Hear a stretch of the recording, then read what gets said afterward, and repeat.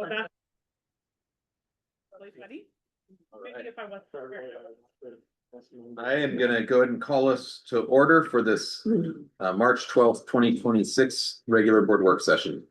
In attendance, we have 5 of our directors, Chris Howitt, Ross Jacetta, Brennan Peterbaugh, Polly Riegelman, and myself. We do have a proposed agenda. Entertain a motion. I would move to approve the agenda as presented. I'll second. Moved by Chris, second by Brenna to approve the meeting agenda. All those in favor? Aye. Aye. Any opposed?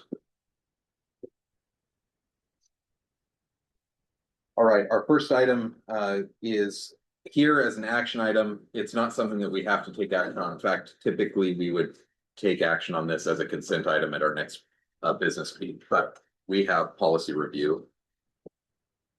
And I will turn it over to John. Thank you, Chair. There are 4 policies tonight, as you can see. We're starting off in, I believe, alphabetical order. So it's board stipends and reimbursements.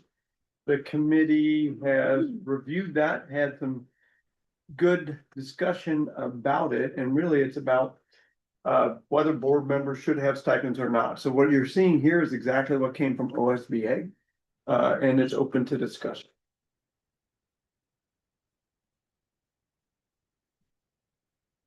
I know we talked about in the policy meetings, did Portland, have they tested this? Have they gone through? Because you have to do like a different set of motions and certain people can vote and then you vote and then you keep doing it. So that you're Yeah, not. that's exactly what they did. So Okay, PBS does have board stipends now. And what they did was each board member recused themselves when it was a vote for their position. They voted on by position. okay, And so that position board member recused themselves from the vote so that it wasn't a conflict of interest. And they had multiple actions for each board position. okay.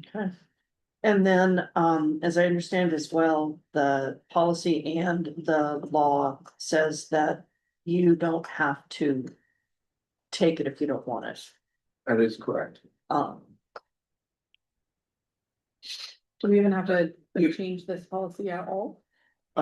We would need as a group, once you all decide how this would work, there's some things in brackets there. The sentences that say the amount of the stipend is literally the amount included in the budget. The stipend amount will be approved by resolution of the board. So you do have, once we move forward on how you all want to address this, there's some decisions to make about the amount of the stipend, how much would be. Is it limited by statute to $500? I believe it is. It's been a while since we talked this through at the board meeting, but yes, that was sticking out. But I think there was like since like 517 now or something, like there was something to do with the inflation that it went up slightly. Wait, like as in there's like a requirement of a minimum? No, a maximum. No, maximum. Yeah. Maximum. Right. Yep. And I do believe you're right about inflation. And I know it's, can I just keep going? Okay. I know it's been a conversation that we've had on and off over the years prior to the legislature doing anything. And I have generally been in favor of having a stipend as an option. If you choose not to take it, that's a personal choice. The conversation that has been had is around budget. And there will always be budget. That's just, there always is. And I look at it in some respects as we are, I believe, the only elected officials who do not receive compensation for the time that we put into the job. And it's a job to make sure that we're informed, that we attend. We don't get paid for attending the meetings. I'm not even sure, can I submit? I haven't ever submitted my mileage, but just getting from my house to the meeting. I don't know if that's reimbursable because that's a regular thing. So it's just, to me, it has been a recognition of what we do. And that we are not volunteers, we are elected officials, and every other elected official in the state of Oregon receives payment of some kind. Because it's an impact on your family, your time and your effort. I'm done with this speech. I think for me, it's not that I'm 100% opposed, but I think, especially because the budget right now, I think we all ran for this position knowing it wasn't paid. And I don't think, even if the budget was better, I don't think I'd feel comfortable taking dollars away from students to support our work. And I would So, push back on that a little bit. And I do it because I want to be a better board member. But every time that I attend a conference or a session or something that is going on that is outside of our twice a month-ish board meetings, if I have to do something alternative with my business, if I have to, back in the day, had to make sure that I had childcare set up. We've had board members who do have to have childcare to attend. So there are costs associated with doing this. And for me, it's been the cost and time of going to training and work sessions and opportunities that I was in a privileged position that I could do that. And that privilege was I had someone else who could take care of my kids. I had someone who could cover my lost wages, my lost time. And not everyone has that. So it becomes somewhat of an equity issue as well. And I knew that we didn't get paid when I got elected. That's not the issue. The issue is whether or not that was really something that in this day and age, with the amount of activity that the board is expected to do, the amount of training the board is expected to have, and the decisions that the board has to make, it has transitioned in the last 30 years from being what was more of a volunteer, show up, do a couple of meetings, and that was about it. It's way more complicated now. And being able to have that opportunity and time for training, conferences, and I'm not talking about the national stuff, I'm talking about everything that goes on here in Salem, locally, whatever. So I still, if you don't want to take the stipend, great. I would like to have that option for board members and have it be just a regular part of. So again, if we have someone who can't take time off work, who can't take time to do, that helps allow them to be a better board member. yeah, I don't disagree that we are maybe not deserving of it. I just, again, I don't feel like, especially now, taking dollars out of the classroom, you know, if we're talking about budget, I couldn't choose something else to give up if I had to in place of that. And so I feel like that's what we're dealing with right now with the budget, and maybe that would be different in future years. And I That's would just how I feel about it. maybe a little bit with a big smile on my face so that you know I'm not, is that the more training that we have to understand the impact of budget and the impact of school, that's time that we take to make sure that we are aware, involved, engaged, and part of that conversation in a way that's not a cursory level. We understand what it is that's going on. So it allows us to be making better decisions when questions come up about budget or curriculum or how we do things. And the only way that we can get to that is being able to make sure that we all have access to the same level of training. The trainings, I mean, like, I was able to go to OSBA conference, and that was completely paid for. It didn't cost me anything, so we're already I went to that provided. conference as well, and it cost me 3 days of work. Because it was worth going to the conference. Yes, the district pays for my registration fee, Yeah, but it doesn't pay for but the my amount that we're time. even talking, like, it's not, I don't know, for me, like, my time, I like, if we're gonna put like a dollar amount on time, like, you just can't, I like, in my opinion, I'm like, you can't do that. So like, it didn't even make up, even if you were to take those 3 days, does this monthly allotted amount even make up for that? It doesn't. So I don't know. I think we could also get creative with how we do our trainings, where we can do more in-house at meetings if that's what we want to do, so that it's not There's as much benefit of to a cost. conversation with other board members though, and conversation in a larger. Well, we could even setting. bring in another board. I mean, we could think outside the box and bring in another board to have those conversations. I mean, I think we just have options if that's what we want to do too. Could I ask on the practical side? Yes. tax board members would be responsible for any tax obligations resulting. Would this be like a 1099 issue to the board? We would have to treat it like an employee, so you would get your end of the year statements, yes, for your tax. There would be taxes. Also, there may be taxes taken out off the top too. You just have to claim that on your income tax return. Um. I recall that Heather and Sean had strong opinions on this one as well. And while we keep kicking the can down the road, I guess another question is, once the board makes a decision, if they opted to approve the stipend option, is that retroactive or is it from the moment that it's approved? According to policy, it can be retroactive to the beginning of the year, missed months. You could also choose to start it in July. In the end, once you decide whether it's gonna be retroactive or starting in July, it's a certain set amount by the board divided by 12 months. So divided by 7 and divided by 12 months, that would be the stipend total for each individual if you took it. And then it would be payroll. Business office.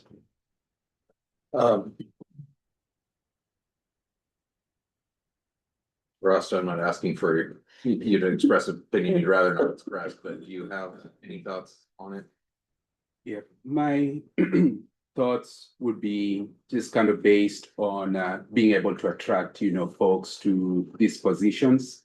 And I know, that involves kind of thinking, that you might not be, in office, for forever. But I'm thinking in terms of attracting people, having the stipend would allow folks to, it would allow to attract, a wide variety of folks, so that folks who might have, constraints like Chris mentioned, childcare and whatnot, they might be able to be enticed, just kind of based on the stipend.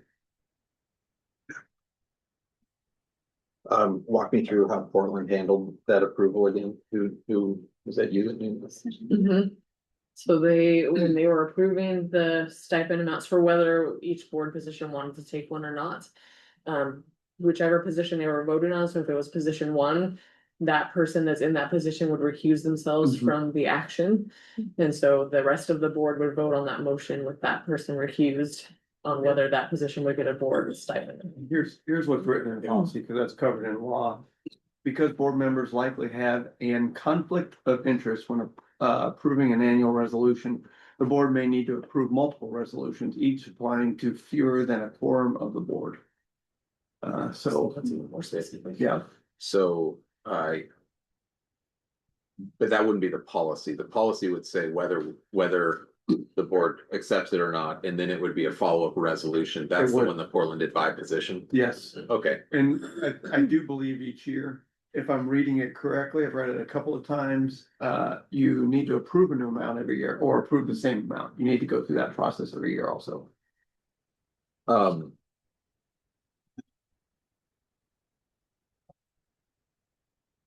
Okay. I think the best way to move this forward. You said it can be. You read that, John, as there's a language in the policies that stipends will be issued monthly and may be prorated for service for incomplete months. Yes, You read that as could be retroactive. I did. I read that actually in the statute. I have to go back and double check. This was a few days ago that it could be retroactive, but based on policy, now that I'm reading this tonight, I don't know that retroactive is accurate. I'll research it for you. Okay, that'd be helpful to know, and both from a policy language, but also statutorily what we're allowed to do. I'll make sure to have an answer Because for you. my hesitation is I realize how much I keep pushing this off to try to get full board vote, but if that can't be retroactively applied, then we really are hamstringing the board if they opt in. I agree with you, based on this understanding that we have right now. If you chose an amount, it would just be through June 30th anyway. Then we're going into a new pay year. So that does add some complexity to it. It's easier to look at July through June of next year when it comes to math. And if we decided that we wanted to approve this policy, it just puts the policy available.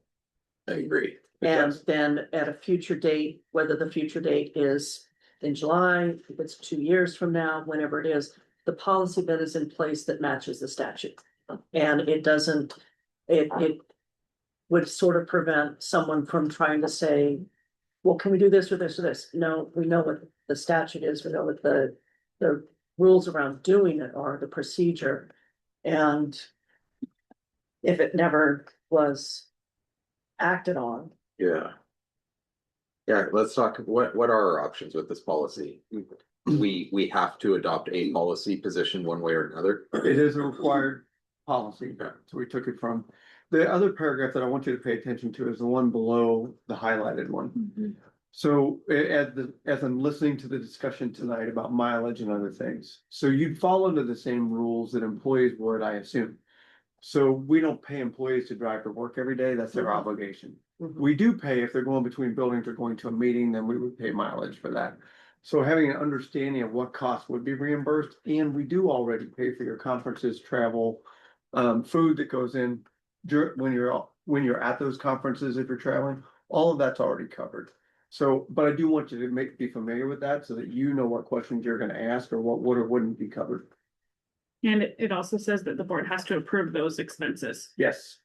I don't know how, if that's an individual, I don't know what that looks like, but So you go back to your practices in the past. the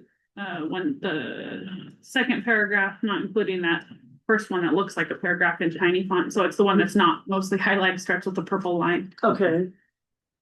Right, so what it means then is coming to the board meeting, you're not getting mileage. If I'm going out to a school visitation. And- But all of that, it says when such attendance has been approved by the board. Mhm.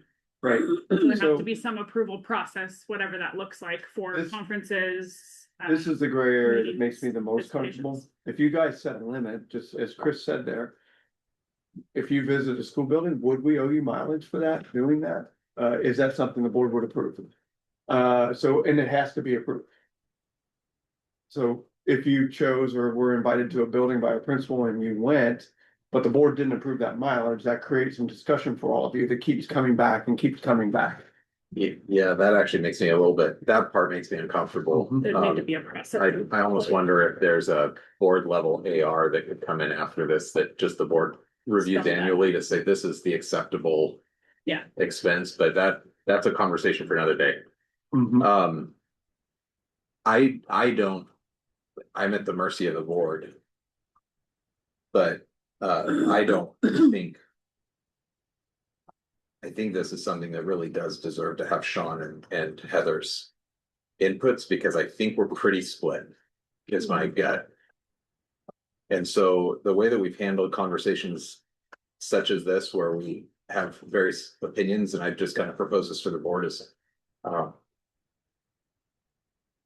one, I just look for a general idea. Is this something we do want at the next board business meeting, or is it one that we want to bring for action at an upcoming work session? Would we feel more comfortable having conversations like around this table, or do we want to have the conversation about that? Yeah. Yeah, I choose this table. Okay, so that We pushes can us have all agree past on the that. next Yeah. business meeting. Yeah. John's gonna look into the retroactive. I am. Um, I'm also gonna look into an AR as well to see if there is one. anything that other districts have done would be really helpful, but, and then what I would like is maybe at our next work session, and I could put out a note. One way we've handled conversations like this is we kind of have said. Each board member gets their 2-3 minutes to express their position. We don't have a lot of rebuttal. It's just kind of, here's where I'm at. We walk through the considerations, and then every board member has all the information that's important to each other summarized. Are we okay with that kind of process? When it comes to the amount of stipend, the budget total. Would you want maybe Pete to come forward with something that we see as reasonable for you to consider? And you can go up, down, or sideways from that, but at least a starting point. Well, it's the, I would follow the statutory, Yes, just for a okay. ballpark. Yeah. I'm seeing $44,000 if fully claimed over all 12 months.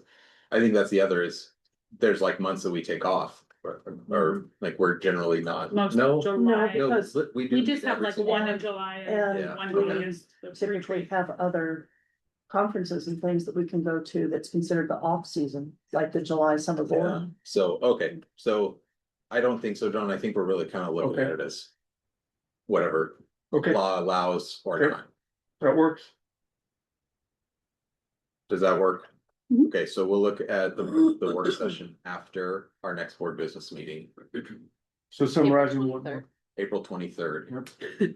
So have your Safe. summaries kind of Yep. dialed in by then. So to summarize the needs of the board, we're gonna research the stipend, the retroactive piece. Discover if there's a board level AR. Research what other districts have done, Portland first, and Sarah, you and I can talk about that tomorrow. Mhm. And then statute is 44,000, so that's the basis of what we're coming with. Yes. This No, I forward. talked a while, what, Well, I was just gonna say, my one other thought about this policy is that makes me feel a little bit more comfortable approving a policy for stipends is if there was something in there about after our,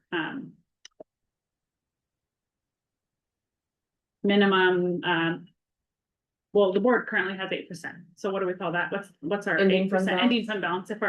If we're at our ending fund balance, then we would consider it. Because to me, then it's not choosing between cutting a program or something from a classroom or giving board members a stipend. So I mean, that we can discuss that further, but next, in April. If that's even an option of something that can be Yeah, I mean, added. this is when you cut to me shaking my fist at the clouds. If, to me, the spirit of this is for all the reasons that have been stated. Time is valuable, opens the door for other candidates potentially. And all of those are what was expressed by the state. Mhm. And then it's pushed to local level, just like, hey, no funding, but here's something that's available to you for all of these principled reasons. It's uncomfortable, but, okay. We'll have all that for you for April 23rd. The other thing I would just add is I would, I don't know how this affects the budgeting process for it. So Mhm. is that something that you have clear in your mind? No, but If we were to adopt it and everybody were to take it, that's somebody's position that we're taking away, right? It's about a quarter of a position. It's about half of the classified, like, so it's about a quarter of a teaching position.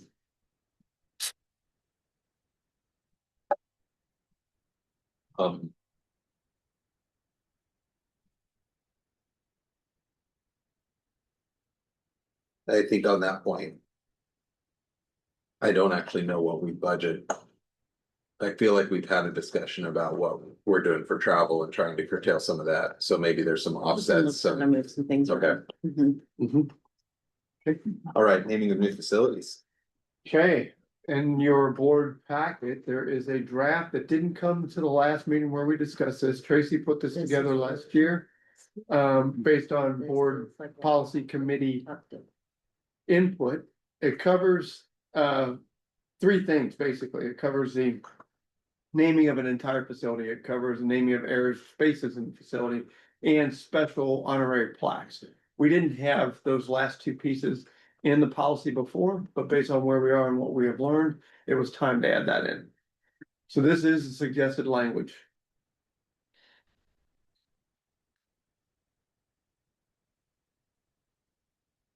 I will say this is one that I had requested to be brought forward, because there had been one recognition that just went away without any conversation. Another one that I'm interested in, and then it just brought up the conversation about how long do we keep something named, and mostly named for, I think it was more the naming of spaces. I still am also, I have some thoughts about, facilities and what defines a facility necessarily. But it was more clarifying, who decided what a space in our building would carry designation for how long. And, and how that was recognized. And so I think this gets pretty close to what I was I think it does. I think it gets Essentially, it gives the board the authority they should have in naming facilities, and it takes it away from principals naming individual sections of the building, which has gotten chaotic in some places. Mhm. And it is your responsibility and privilege to be able to do this. Well, it could also be, because the way some of the spaces have been named. It hasn't been very consistent in the naming, and it's been, some people have asked questions of, well, how did that happen? And how come that person and not this person? And who decided that person? And I'd say, well, we don't really have a policy on that yet. We're working on it. When I was a little upset that nothing's named after me yet, and then Well, maybe, Maybe. you know. You're still alive. I'm Yeah. still- You're exempt. Yeah. Well, alive, Anyone that self-advocates probably. right. I think this is a lot of work, Mhm. but I think if I remember last time we started talking about this, we were hoping to see maybe what facilities around the district are currently. I can tell you that right now. I didn't bring it up. Give me a moment. And then there's also, what was added was an honorary plaque, which could be something that wasn't necessarily, they weren't deceased. It could just be a plaque that shows, because we do have some spaces in our building that are named for people that are dead. So are we looking to rename existing places or? Yeah, that's a good question, Ross. I think this came up, honestly, well, it doesn't matter. I think this came up a lot of following, interest in a current coach who's had a lot of success within the district and longevity. Wanting to do something to honor that, long-term employee. Yep.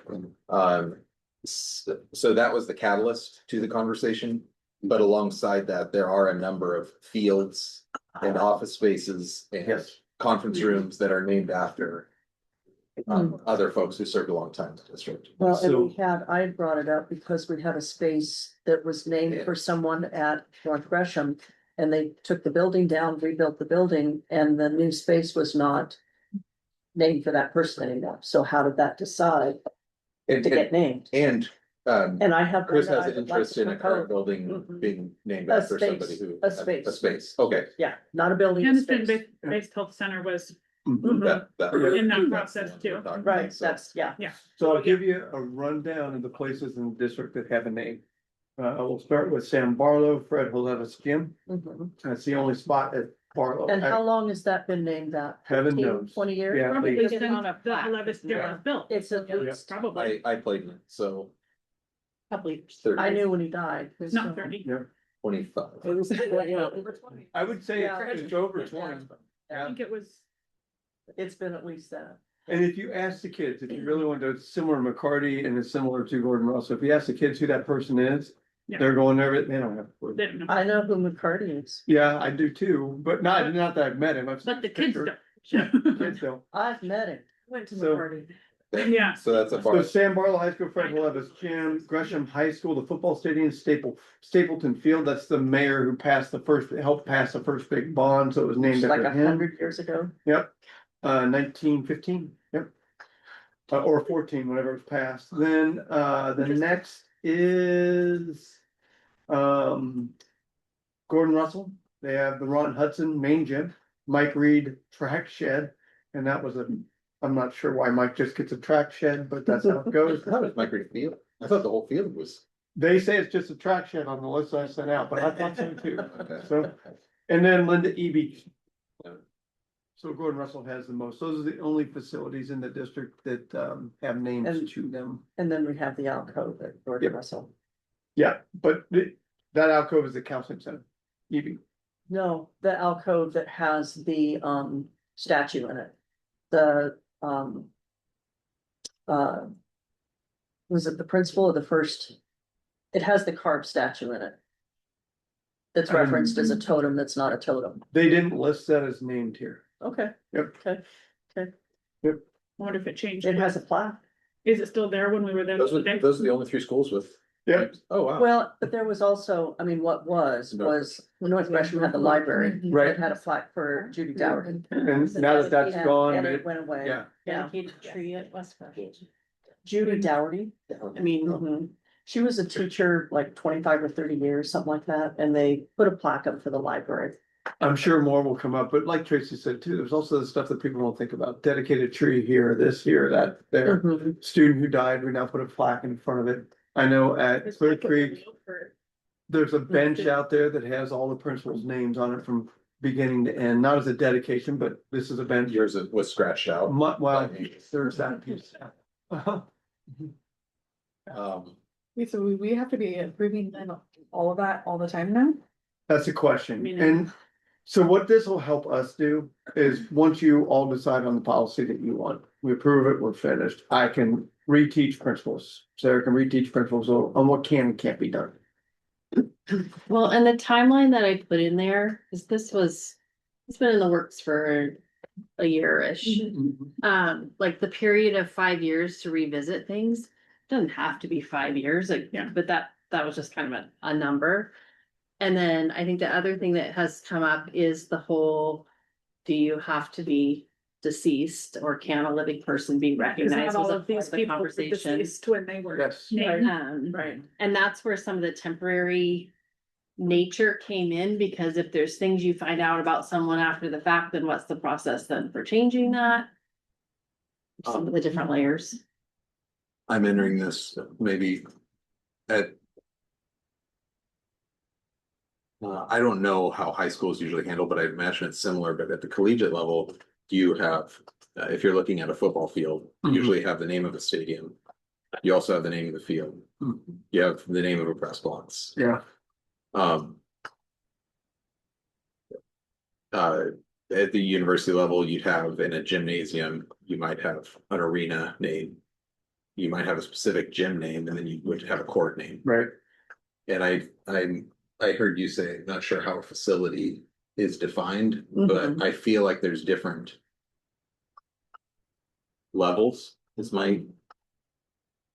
Well, to throw a completely different wrench in, a lot of those things are named for fundraising purposes. Mhm. And so is that something that we want to entertain or say no to? I mean, At I don't know my opinion on it, but I just know that is why a lot of fields are named. the commercializing at a K-12 district level would be problematic for sure. In the past, even when Coke would sponsor different things, this is early 2000s. We had to move away from that because of all kinds of copyright controversy, all kinds of things that happened. And then the competition piece, you're a public school, so you're getting endorsed by Coke, but you won't let Pepsi in. Creates a lot of challenges for us to do that. I think it would have to be a more local I hear grassroots that. kind of fundraising effort. You know what I mean? I think it would need to be a local company or a local person who was still being, Yep. as opposed to like a big. But I think Coke or we something. at least have some mechanism for that. At least we did a while ago at Gresham, where we had the banners where businesses would pay to Yeah. have a banner that. Right, That's, and if they're paying to do it, that's another issue, but paying to name the gym after themselves, probably problematic for us, paying to hang bangers and banners. And Yes, that's advertise, okay, good, that I can see. But I know that we have been down that road before, with potential lawsuits, it creates issues in a public school setting. Okay.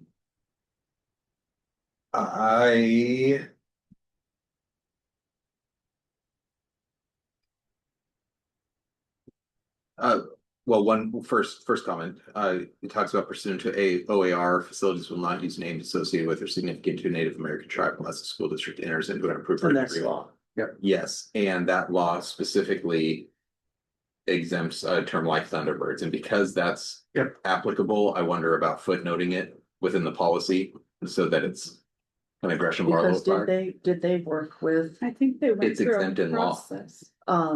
but I thought they also, when they did it, there was some, when they were doing the artwork that they had. More recently, not when it was When originally it was named, not right? as original. Right. Yeah, I And agree. I we- don't remember, I don't recall exactly, but I remember there So being that some should- kind of that a should process be a where they But note that investigated that. they, did all. or reached out to look, I don't know what the whole Mhm. process looked like, but I They do were- think there was something that. And I remember when Rollin did do the reach out, they appreciated, they thought it was great. We could get a written agreement pretty easily. They loved that the art, it even had the artist's name on some of them too, who did it. But I think a written agreement would still still be needed once you all decide to adopt this policy. We could do that. I'm just. I tried to link, but it's not, I think we should look at the OAR, because I remember this came up about 3 or 4 years ago, and I believe Thunderbird is one of the few kind of global. It's, Might be. it's something about, like, connected to the mythology. Is exempt from that exemption process, but if you're naming it after a tribe, for example, then absolutely. Um, So does the name of the policy get adjusted? Because the name of the policy is naming of new facilities. And in the one that I'm thinking of, it is not naming, it would be a commemorative, an honorary plaque. So that's, we have areas of spaces to be named and honorary plaque, so it's not actually. It's more inclusive of just naming a facility, so do we change the title then? Are we allowed to change the title on that? Because we have two things down there at the bottom that are not naming facilities, although. I don't know, mostly the plaque part. Do you see what I mean, John? Yes, and I got stuck here because Blake, you are correct as I'm looking It's at like the OAR. the, Yep. Thunderbirds is allowed to be used, white buffalo, eagles, because they're cross tribe. So we're good on the Thunderbirds piece. But we just wanna be really careful about that. We do. yeah, I just think it should maybe be included in the. Yeah, So that Like, someone as doesn't. as a reference for our Gresham-Barlow policy. You already cut and pasted and put down the bottom. I'll make sure a reference gets in there. Sarah's taking the notes. There's one other suggestion I'd like the board to consider is. These facilities were named for a reason by people who do have heartstrings attached to them. Maybe grandfathering in the names of saying currently named facilities, stay that way for another 3 years until the board has a chance to reconsider, might save some heartache for you. And would that be like Stapleton Field, Pauletta's Gym? Yeah. Things like those sort of things. Yeah. Okay. Cause once you adopt this policy, they're all over the number of years. It's time to reconsider the names. Mhm.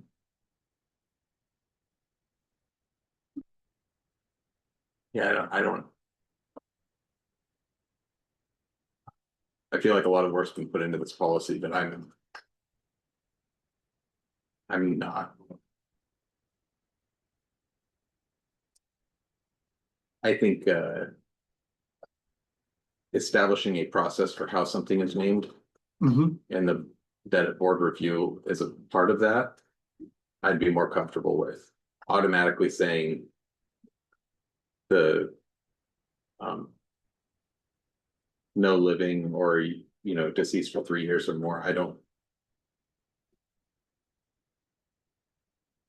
I'm not really hung up on that. I mean, by the time Ron Hudson passed away, his influence on our students was well known. Yes. And I don't see why you would sit there and hang up the naming of a facility and give 30 years of his life. Yep.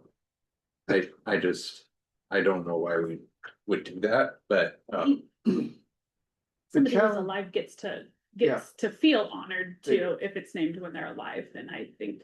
If the requirement is they have to be deceased for 3 years, we take away that option from a community who's trying to honor somebody, whoever that might be. The issue I think you would want to consider in that is we have many veteran teachers who've had that same impact on people. Maybe not as big of personalities, may not be out there, but they do. Kids know it and family know it. So it's that we have a ton of people that way. I totally affirm that. Yeah. I think that is a consideration for the board to Yes. make at the moment that somebody is floating a nomination for Yep. something for that level of honor. I don't know that we should put policy that automatically says, well, that seems like a sticky situation, so let's ignore it altogether. Yeah. I mean, So on the- yeah. On Are the you- one paragraph where it's talking about, maybe named as approval, names of persons who are living or deceased for less than 3 years.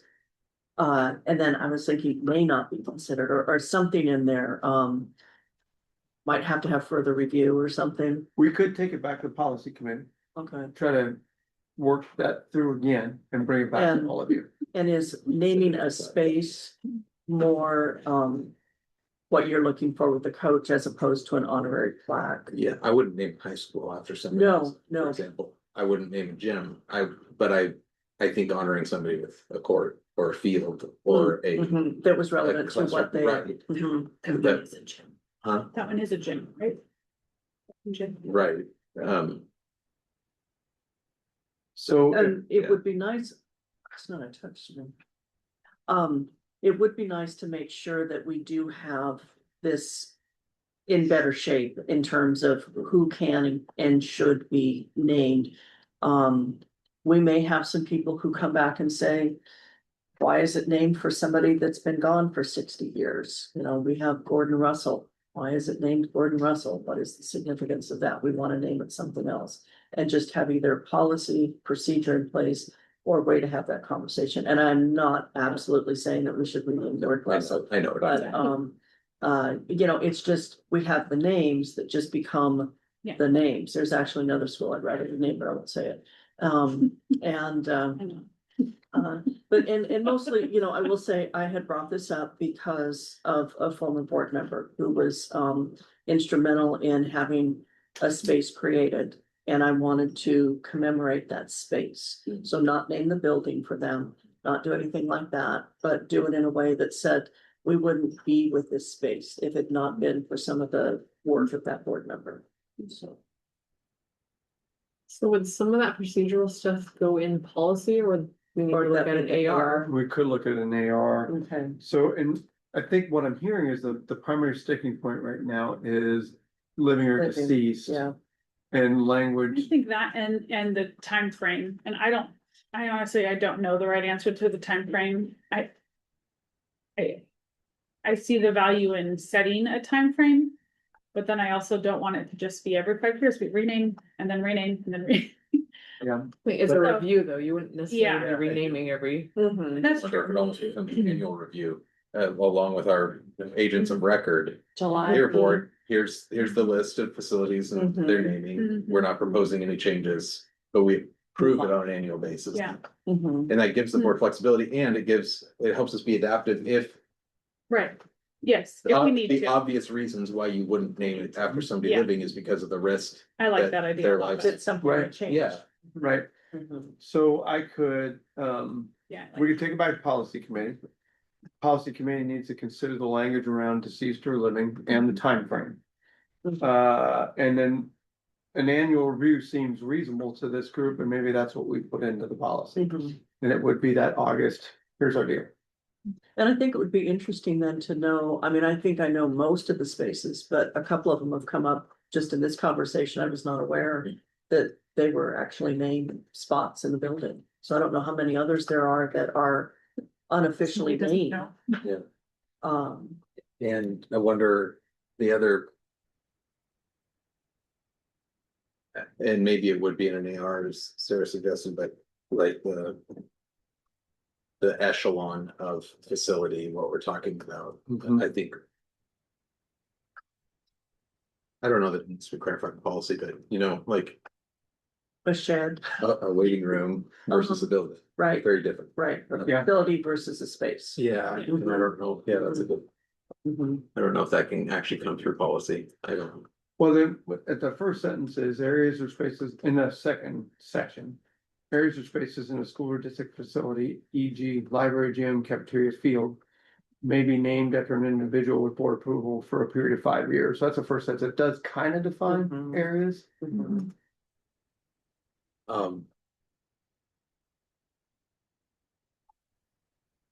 And I don't know if that would include conference room. You know, if there's conference rooms that are named. I don't think there are, because the principals, I asked them to be This pretty one, this thorough. one's gonna get named out. Is it?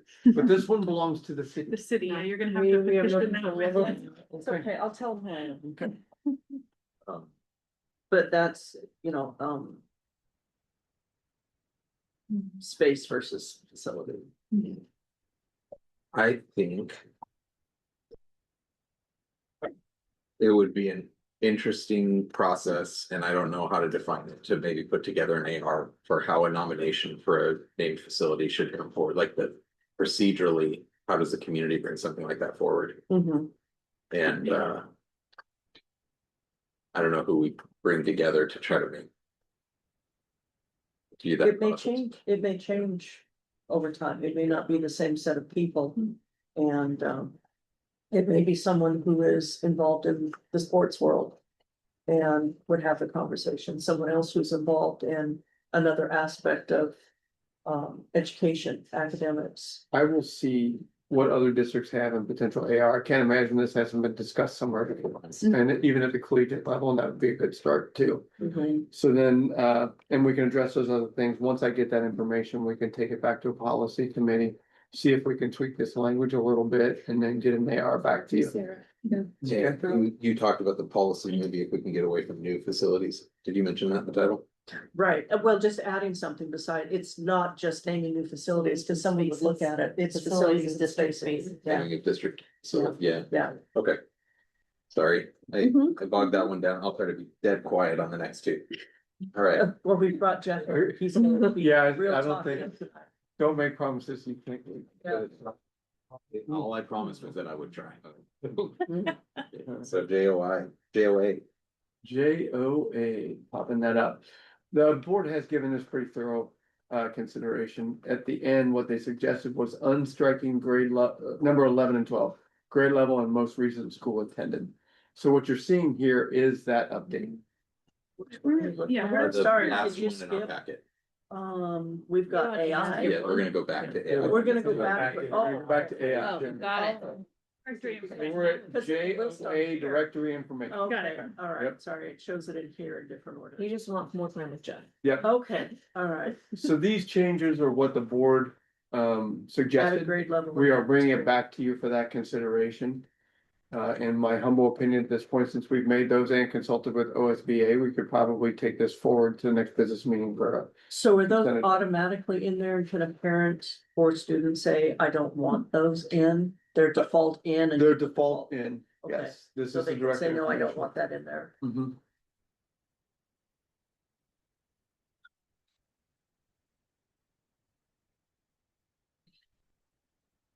John, I don't remember.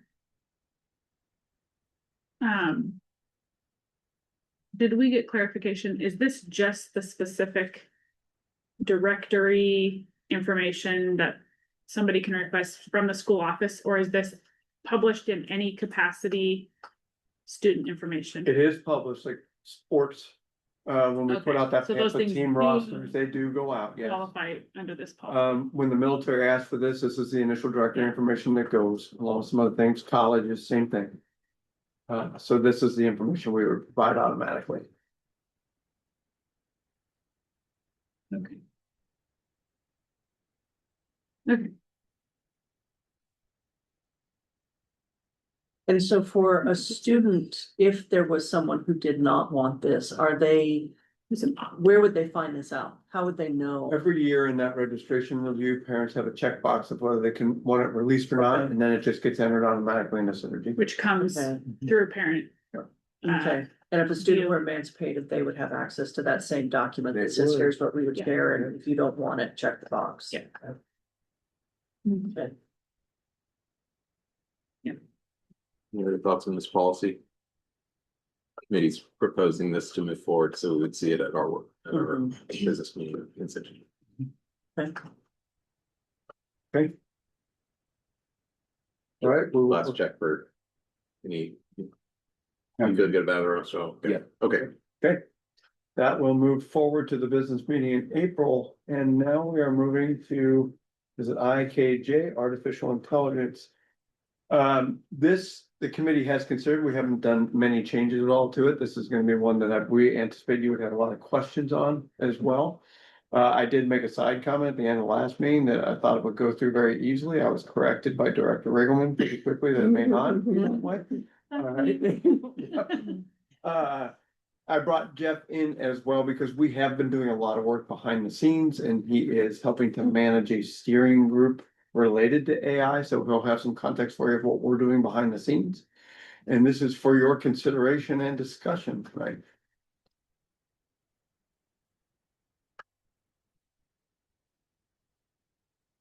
As a general.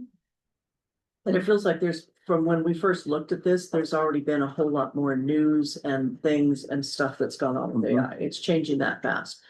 Are we doing things in a deliberate way that are helping students to understand the impact of AI?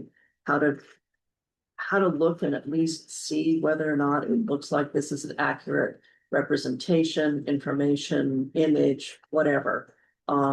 Every time somebody will say, well, if you look for this or look for that, and then it changes again. And so how are we at least trying to help kids understand this? So right now we have pockets of teachers doing this. Mhm. But what the steering committee is working to is developing professional development for teachers that would happen next school year. Mhm. That would try to get all the teachers to the same level of comfort and understanding with AI and how to teach students how to use it appropriately, how to check for bias, inaccuracies, things like that. Okay.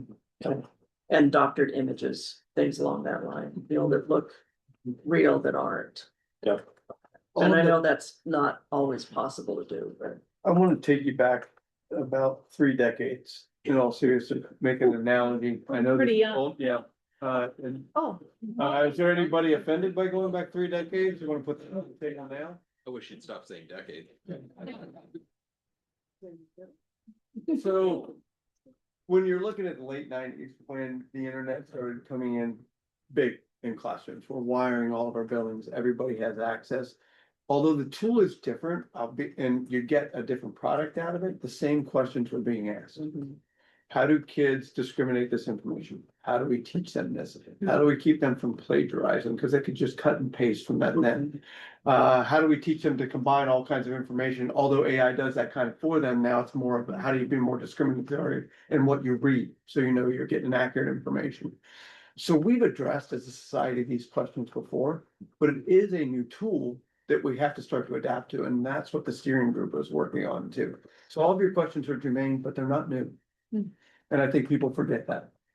And I think where maybe some of it is for me is that cutting and pasting from a known source, reference source back in the 90s is a little bit different than taking and using something that's absolutely false and a created thing, and then either not understanding that it was false or trying to present it as being true. And I think that's where some of the more angst is coming from. The same challenge existed then.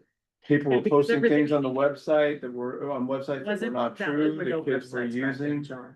Yeah, so that's true. Everybody before our time now was honest all the time. I forgot about that, right? Print publication especially. Exactly. So the questions are really not different. It's how are we adapting to the new time and a new tool? My question, I think at the time was about, at the bottom of this, it says the district will provide notice to parents regarding student use of generative artificial intelligence as part of classes. How are we doing that? Yeah. Is it a reasonable expectation for us to do?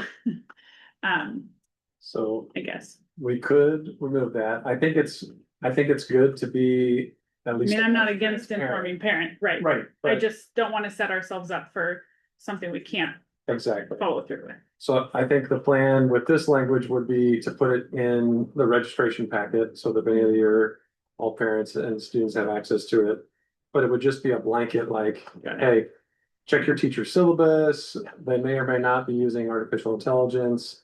And they'll list out their expectations for the student use of artificial intelligence in that. So it would be a blanket statement because, yeah, I think if we had. Yeah. Every teacher had to do it, it would just be a lot of communication and. A Well, I'm lot of just work for thinking- teachers. I mean, even with the syllabus, it requires a teacher to know ahead of time when they're putting out the syllabus that Yeah. they might use an AI tool. Yep. And they might not. I mean, they might not know The- ahead of time. With the AI that's in use by the district, is it a contained system, learning system, or is it connected? Is the information that is put in within our district architecture also going out? No, Okay, No, we definitely vet approved tools. We have lists of approved tools and not approved tools. And the difference between the two is 90% of it is the student data privacy. Mhm. So what are they doing with the student data that's entered, even if it's accidental? We don't want that to go out. So yeah, that's a big concern for us. Jeff, is it reasonable, to Holly's point? We send out our annual notice to the Student Rights and Responsibilities Handbook. Yep. Is this something that we could include in there? That's problematic for parents, honestly, because that book is really thick. There's a lot of annual notices that we have to give, but it would cover our Yeah. legal obligation if we wanted to give notice. Okay. Yeah, I think so. And to that point, the steering committee right now is talking about kind of a scale of AI use. So teachers might have, okay, for this assignment, it's okay to use AI to help you do research or to create an outline or to do these things. But for these other assignments, you can't use AI at all, or varying degrees of AI use and support. So right now we're trying to develop a scale so that we can get all our teachers on consistent use of the scale, and that'll help students know when it's appropriate and when it's not. Because even in a specific course, different assignments or projects might allow different uses of AI. Yeah. Yeah, I mean, I think it's a valuable skill for our kids to learn how to use AI, how to prompt AI, I mean, so I'm And how not to against it recognize at all. things. Yeah, it's just. I don't want to set ourselves up for something we can't follow through with, so. Agreed. So, and Erastum's been real quiet, I don't wanna.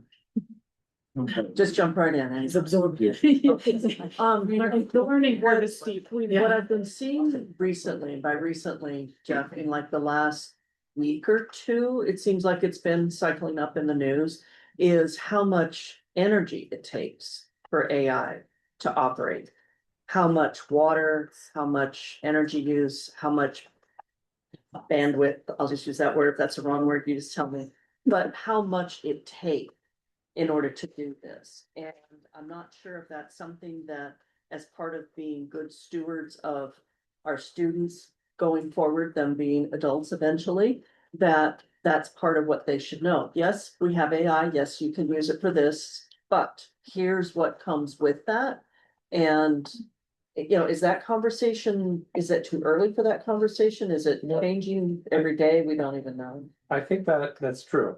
But I think that'll come with teaching students how to use it efficiently, Mhm. right? So my kids, sometimes they'll just type something and hit enter, see what comes up. And then they type some, and 10 prompts later, where they've used all this compute power, Mhm. off in a data center somewhere across the country.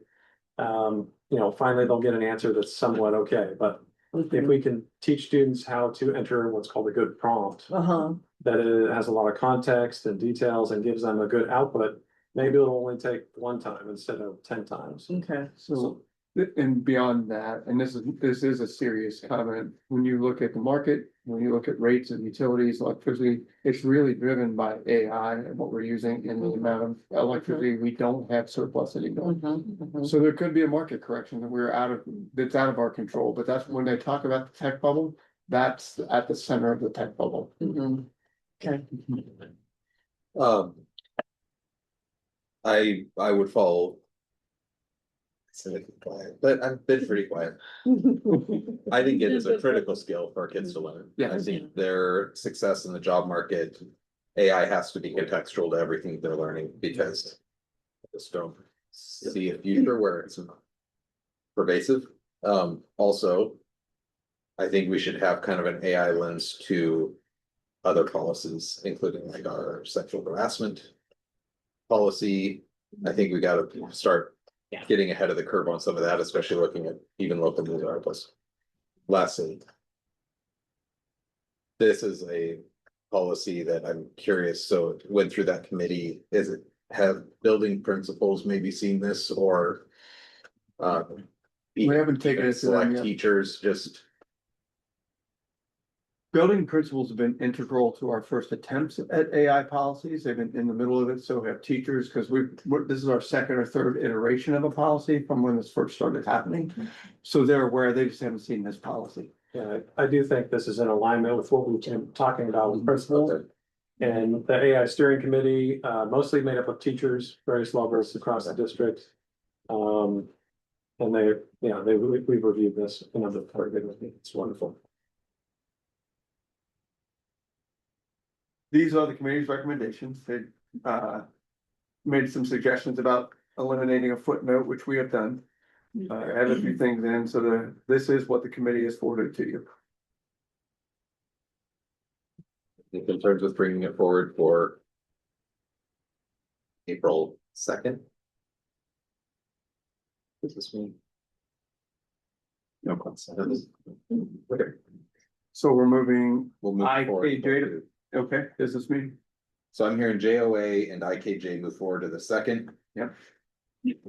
A little bit more work on naming of new facilities. Yep. And the DHD will come back for 23 work session to talk about. Correct. Okay. Thank you. All right, how are we doing? We're in. Need a little 5-minute break. 5-minute recess. We'll be back at 7:06.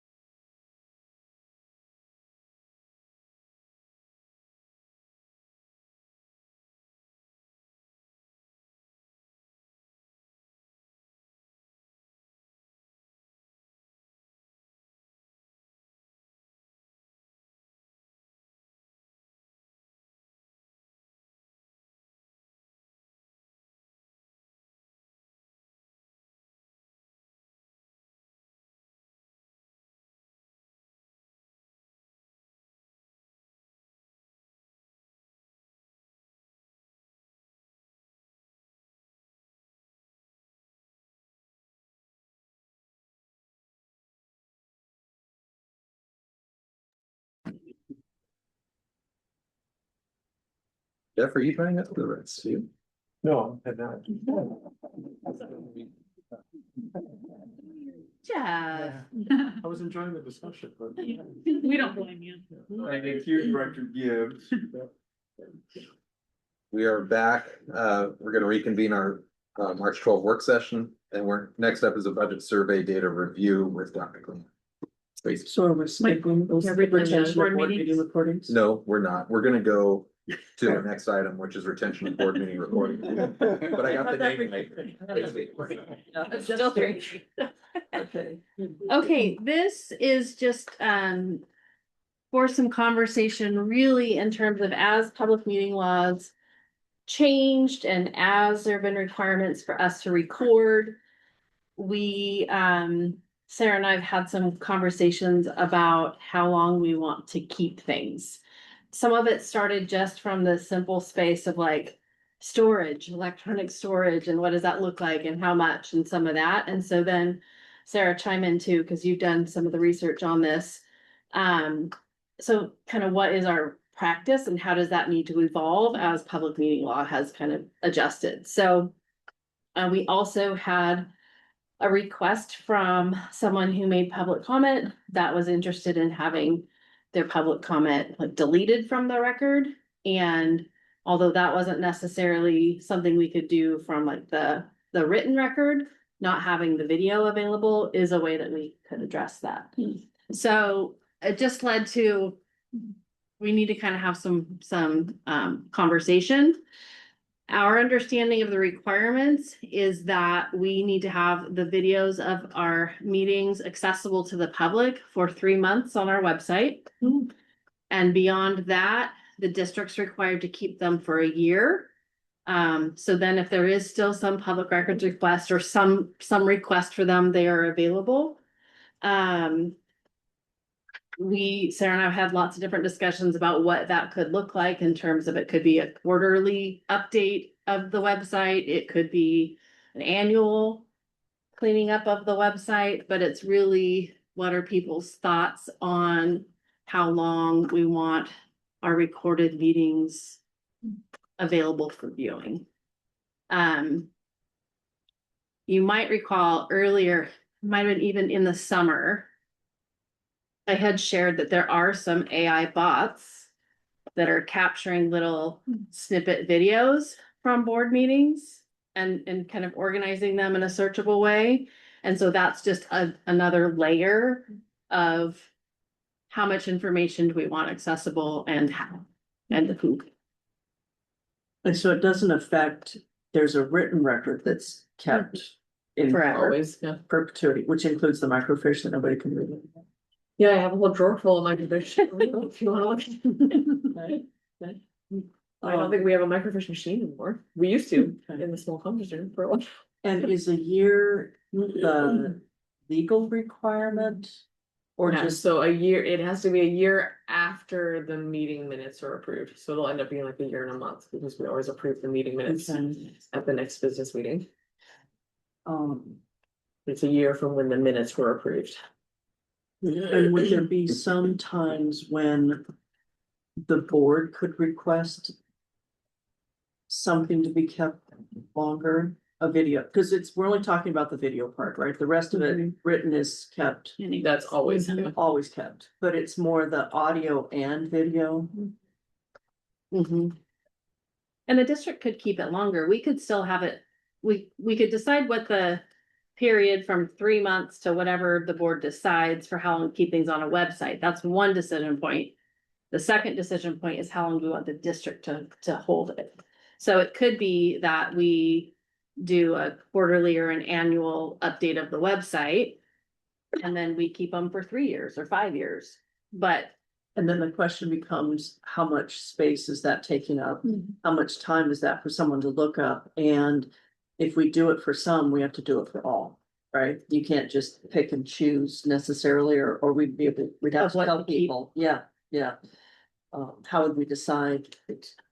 I think once it's beyond that year requirement, that probably is. But if we say we wanted to keep it for 3, then we could pick the business meeting versus work sessions, or I'm not sure what, but I know it becomes a big storage issue, and then how does someone get to it? Do they still have the same technology to get to it?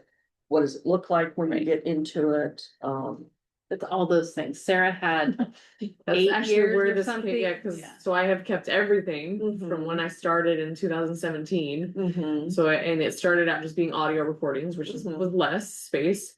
But yeah, definitely since COVID and the pandemic, when we had to start requiring the Zoom and Mhm. having it on video, I was running out of space on my laptop. And so we had to like move and create a Google Drive for me to save audio and video recordings in, because I Mhm. had filled up all the space on my laptop with recordings. That's partially where this conversation started, because I was like, I don't have any space left. And I mean, the technology keeps changing, and Jeff left. That, saving them, again, if it's saved, if we say, well, we want to save them for 5 years. Do we know that we're going to have a device that we can actually restore it to after Right, 5 years? yeah, So and we if don't- we've said we we're going to can't keep guarantee them, and someone says, okay, I want to see that one, and we can't show it to them, are we in a liable situation? That, the format shouldn't change. I think if we store a video, we store a video, because you can find videos from 20 years ago and still play them. It does come down to storage. When you look at total storage though, for videos, take a laptop aside, like for our servers. Mhm. If you look at how much storage happens with our videos, with our 800 cameras, that's a substantial amount of storage. And we're regularly looking at servers that cost about $40,000 because they exceed the capacity for these things. So when we talk about storage in the grand scheme, it's expensive. So anything we can do to minimize that, that's great, but I'm not sure, in full transparency, that board meeting videos take up that much storage. And the paper minutes are our That's the official legal, record. Like uh-huh. that Yeah. is when push comes to shove, that's the. I'm not gonna go back and look at, I'm not gonna go, sometimes some of these meetings are 3 hours. Yeah. Like, I would rather go back and read the minutes anyways. Like, Right. I mean, there's maybe some moments, but I don't know, like before I started in July, like, I went back and I skimmed, like, I didn't watch them all, so. I don't know if I've ever gone back and watched. Yeah, Like a whole, not a whole video. I don't You do know, that. like skimmed for something or whatever. Yeah. Been looking for something. Yeah. Or I So- missed Like, the what did we week and then I decide? Yeah. needed to watch But that 2 would have weeks been later. within Well, yeah, the it would have year been too. within Okay, so- even the month, yeah. Yeah. But to that point, so if you have someone that's considering. Wanting to be elected to the board, Mhm. then having more than 3 months might be nice for someone to kind of get a sense of, But we're required to keep them for a year. we're Not required to keep them on our posted. website for 3 months. Oh, okay. Yeah. And then just have them accessible by public records request or whatever process for a year. And then beyond that, we're done. Or technically can't be. done. What's our relationship with YouTube? We have it. And do we have the Our capacity to hold those videos just on the district website? So right. Or do they get, if we chose today, that we only want them available for 3 months on the website, 1 year archive, does that mean that all old YouTube videos get pulled? So we should maybe clarify, so right now, the videos are posted to YouTube, they're not on our specific Board meetings. website. Yeah, that the board meetings, committee meetings, those are all posted to YouTube right now, so it would be taking them off of Okay. YouTube. As the 3 month website. There's a Um, link from the website. Exactly, yeah, I was like, but it's really, Yeah. they're housed on YouTube essentially, not our website. Are we housing the full 12 months on YouTube or just 3 months? So right now we are housing everything since it became required, so it's at least 2 years worth of videos.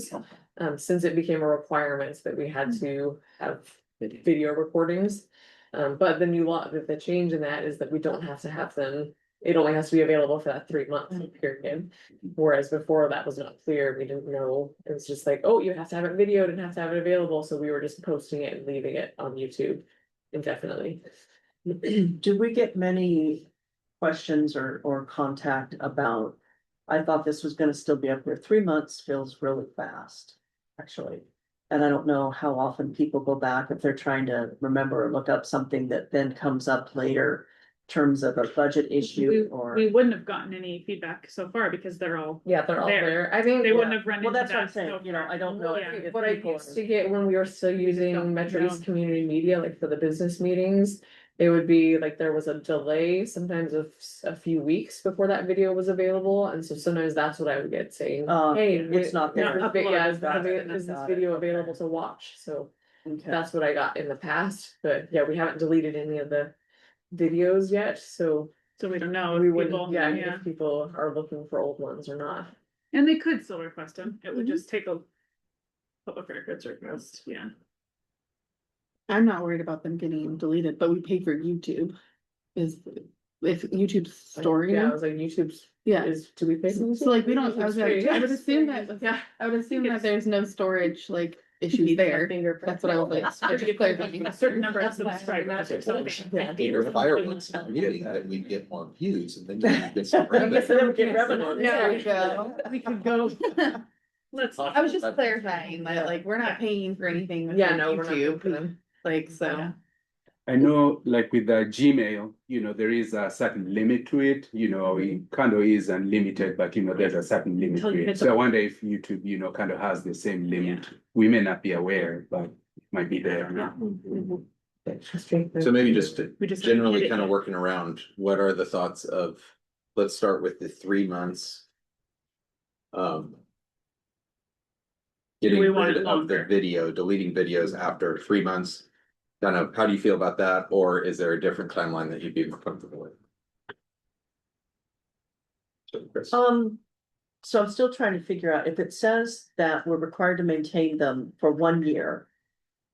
Then where are they going if you're saying they're not on just our wouldn't be website? available. I maintain them on my store, like I have them In in Google Google Drive. Drive on my laptop, like I have them saved. So that's the archive, like we have all of the Mhm. videos, they're just not posted publicly on YouTube for, that's what with the. It's change just the would be. 3 months. On the website. It feels like if someone looked at this and read it as it's there. And they would say they're required to be there for 1 year after the meeting minutes have been approved.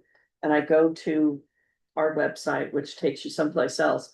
And they can't see it because it's only there for 3 months, then something isn't.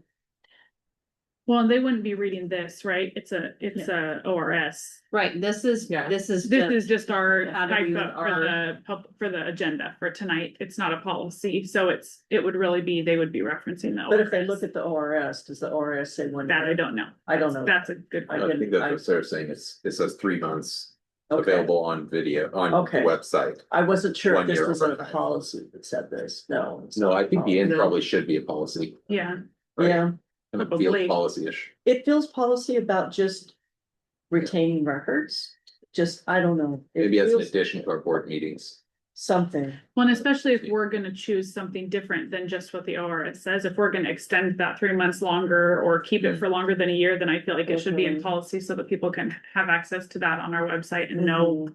know what it is. Otherwise, the ORS isn't really gonna say what we specifically do at Gresham-Barlow. right, And I wanna add too, this also applies to committee meetings, which are Mhm. Yeah. also posted, Right. so. cause it feels like one of those where. Like Sarah said, we really didn't have this issue before COVID, when suddenly Yeah. everything was. You know, we had our meetings through paid access and there wasn't really. I don't think we ever had a policy meeting that was recorded, we didn't have other, they were recorded by Just minutes. audio. And there were minutes, Yeah. but there was not video. Right. And so it's a different landscape now. And if we're doing it, then how long do we allow it to be available to be looked at without involving Sarah?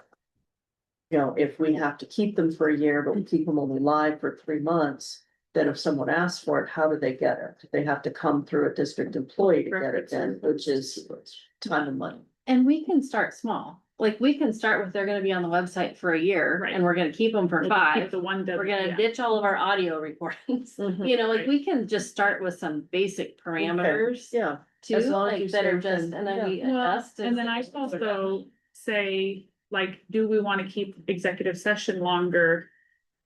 Than a regular business meeting, because if that comes up in litigation or if it involves litigation, do we wanna have access to review that future, I would say that would probably be smart. What are your Consider. thoughts, Roscoe, on the timing? I think we should definitely meet the minimum requirements, of 1 year, storing the files. But I think we should also specify the maximum time frame, and that would allow us to be able to, speak to why we may not have, certain recordings in place. And we'd be able to do it consistently as well. So specify the maximum, meet the minimum. As far as storing, posting on the website, how do you feel? 3 months, a year? Do you think those should be in alignment? Which I think is what I was getting from you. Yeah, What are your thoughts on that? Yep, I think it should be in alignment, just so folks have just one place to kind of go and view the files. Just extra clarification. We are essentially housing these in 3 locations. YouTube, website, and your computer, is that correct? Well, YouTube, my computer, and Google Drive. because the website links And The to, website links. it takes you to So YouTube. that's the website. We're not hosting. So really the storage conversation has to do with the drive, Yes. as far as what like we're worried How about. much space. YouTube, we're not really worried about, they can be housed there as long as we want to, there's no, it's YouTube's. As far as the there's a max website, that we Yeah, don't. unless there's some change. if I go to the website and I say, like, I go to the video, it's gonna take me to YouTube, where then I still have access to all the videos, we're just saying 3 months on the website specifically. Or we. It would be, it would be 3 months. You're saying Yeah, YouTube, I'm just when we say clarifying. website. Okay, Yeah. I was thinking like on the website, there'd be like 3 Yeah. videos. The links would basically But work I for gotcha. 3 months. Yeah.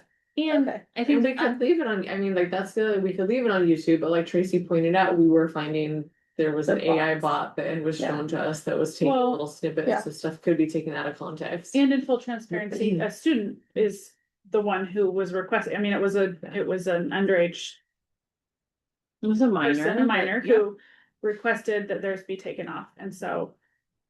Whether that can changes the consideration. And we could take that video off and leave the other ones on if we want, I mean, like, After 3 months. because that specific one has passed that just anyway. After the There's- 3 months. There's a little bit of, we wanna be transparent, we Yeah. wanna have the information available. So however it works, which I'm a little bit more inclined to keep it, 3 months feels very short. If I'm thinking, gosh, what happened at that meeting? Yeah. 3 months is not very long. And I wouldn't wanna get The into, policies we brought back tonight were from. yeah, yeah, and so especially if it was something that someone was like, I think that happened 6 months ago, I don't know.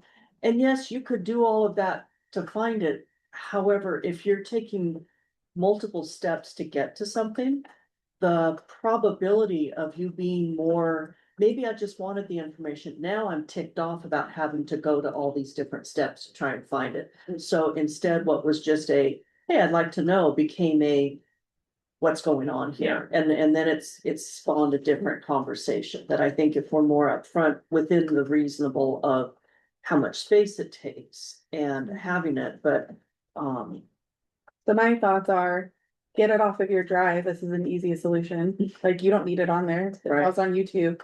You can disable, I would say like at least 6 months of it, at least visible, and then you can disable the other ones, we still have access to them if we ever wanted to enable them from YouTube, that's an easy, and then you're still within the parameters of that year, but we would still technically have access, and like, if you wanted to, like, she could disable it and then send us a link that we could still have access where the public doesn't have access. So that's easy. To me, that's an easy win-win. I don't know if that makes sense. What were your thoughts, time? I have mixed feelings. I think it's, for simplicity's sake, it's easier to just say a year. A year to keep it public and a year to have just a year. If we wanted to keep it longer, which I think we should consider that for things like executive session or really anything that the district foresees could go to litigation or that we might have other reason to access later. We should consider keeping those longer. Are you saying on like her? But I think if we wanna keep any of them longer than a year, then they should be on. Okay, Cause a year is really, I mean, that's one school year. yeah, So 3 months does, I agree with Chris, 3 months feels really short Mhm. and goes by really fast in life. So, yeah, something that happened at the beginning of the school year would be gone already. So I think a year is good, but and also for simplicity's sake. And that It's year one would time be- frame instead of trying to explain, we have this for 3 months and then we have this for a year and then. Yeah, and that year would be like, so After the one public. video would be coming off every month, Yeah. essentially, Mhm. because Right. it's. Mhm. Okay, that that, one, you know, rotating like is- March to March, we've had that one now a year, that video comes off, and then Yeah, like. Where you'll otherwise Still it's- have, Right. Makes sense. it's not like there's a whole chunk Yeah, of like. right. Oh, all of last school year gets deleted, it's like, well, no, Right, because not all because of it those. wouldn't be like- it wouldn't be a calendar year. Yeah, Yeah. that makes sense to me. So what if we looked at amending a policy to 1 year? And I think it would fit, I think we have a board meetings policy, like that talks about frequency and, I don't, you know, and so. I'm not sure. I'm not positive.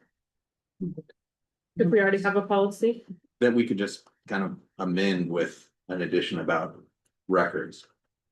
I know we have one about public comment. At board meetings, That's true. that I know we have, I don't know about this. so we have one about the specific types of meetings that we have. But when the calendar has to be approved for board meetings. Is BD.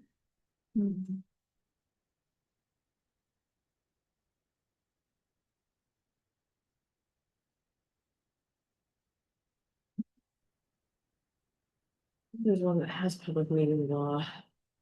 I should associate it with it though.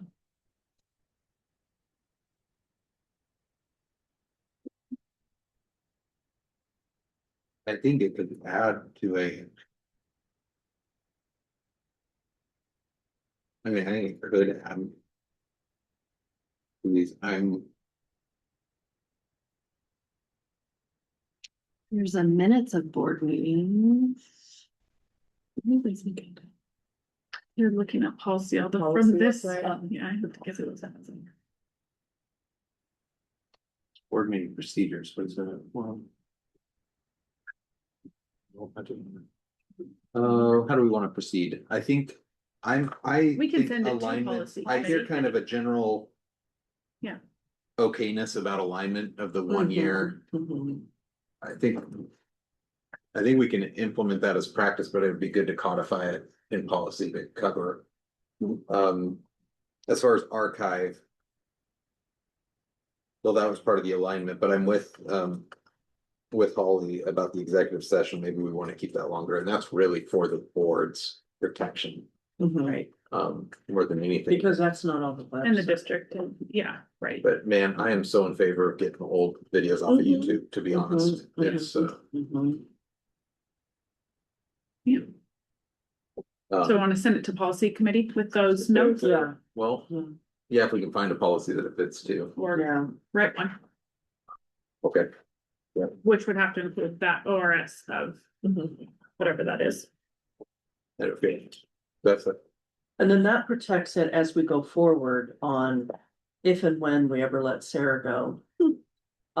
Then whoever follows would be. I know, exactly, but in, 15 or 20 years. And that if the technology, like the microfiche, we don't have the technology to do that. Yeah.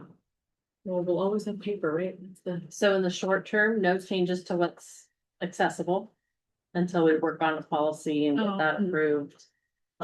Do we need to take action? Because otherwise I'm hearing consensus that we're good with a year, and now we just want policy to. I just want clarity for it. Like, does she need to get storage back, right? Like, are you worried about? I'm okay right now, because they set me up with. I guess that was my thing, was I was just making sure, like, if it comes down to storage Yeah. issues for her computer, Can go on YouTube. like, Yeah. except for the executive sessions, Yeah. like, I wouldn't have thought of that, so, but I was like, if you needed to clear space, Yeah. then I would Actually, say do that. I think the bigger is the community member that requested the video be Yeah. removed, Yeah. so That's this what would satisfy that. Right. Um, Do you feel like we need action related to it, or do you? Because you're covered by law anyway. Right. Yeah, I was like, I don't think we need. Well, thank So you we for can- bringing it to the board instead of just deleting Well, we everything. didn't- I know. that came up, you know? You could So have- kind of, They're your meetings. so John, are you making notes about what policy? I am, I'm looking up the. And it's I made right the now, notes so- about BDDG. what Yep. we want Okay. included. Right in it. Ooh, that's a good one, yeah, and it's important. Okay, Thank you. then with that, let's move to, what I really wanted to talk about first, but it's okay, but it's survey data review. Okay. Dina's gonna chime in as she so desires. Yeah.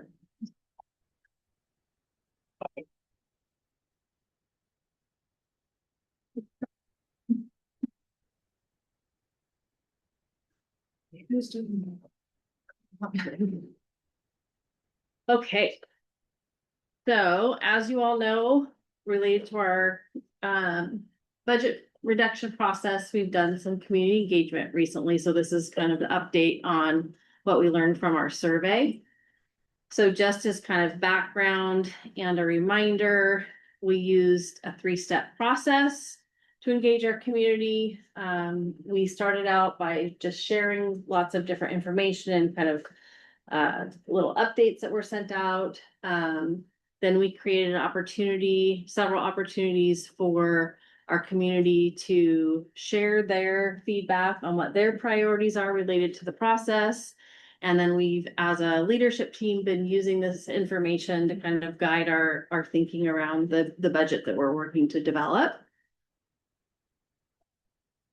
As a part of the process, we had an in-person budget forum that was well attended at Gordon Russell Middle School back in February. The following week, we had a virtual budget forum where there was a presentation, there was opportunity for questions and answering, and an online survey. And then we also, from that, had a video that we shared just more broadly, really working to try to help people make as educated decisions as possible when they did the survey. So with the survey was a little short kind of intro video where people could get a little context about where our money comes from and how we spend it, some of those sorts of things. So much of that stuff that you're very familiar with. So we had over 900 people that took the survey, and you can see there really a pretty balanced breakdown of who participated. 36% parents, 35% staff, 20% were students, and then 9% were community members. As a part of this, we did do a key communicator meeting as well with our business and faith-based leader group that we meet with. And gave them some of the same background information about the budget and where we're at, and encouraged them to take the survey. So I would imagine that's a portion of that community member feedback that you see there. So from there, there's a lot on this chart, but really what this shows you is, as a part of the survey, for elementary schools, and then separate for middle schools and separate for high schools, participants in the survey were asked to kind of rank order the 4 things that you see in each column. So student supports, specials, class size, family nights, and after school programming. And what you see here is in the first column, that survey all, that's the over 900 responses all together. And so you can see that student supports was the most often rated as the top priority, followed by specials, class size, and family nights and after school programming. In the forum, we included that as a separate column. And the reason for that is that the forum was really an opportunity for people to hear other people's perspectives, and it was a group activity. And so you had teachers sitting with classified staff, sitting with parents, sitting with community members, all kind of grappling with some of the reasons why behind some of what they would choose and put in what order. And so we wanted to include that. Those were really thoughtful and really good conversations, deep conversations were happening. Separate from that, we wanted to pull out parents and we wanted to look at staff separately to see just kind of what differences or what patterns we started to see. So again, this is just elementary. And really part of what we found throughout the survey is the top two things on every single one of them are pretty closely ranked. There's not a lot of difference between student supports and specials on the all. Or between class size and specials for the parents. They're all really close in terms of what the top couple of priorities are. So questions about how that's set up. So we have one of these for each of the different levels. Okay. What, as it was presented to folks, what would student supports look like on the survey? How was that defined? How was that? So specials was defined PE music library. Student supports was counseling support, behavioral support, special education support, I think was a part of that as well. Yep. And it had a little definition with them on the survey. So then middle school is set up the same way. So give you just a minute to look at that.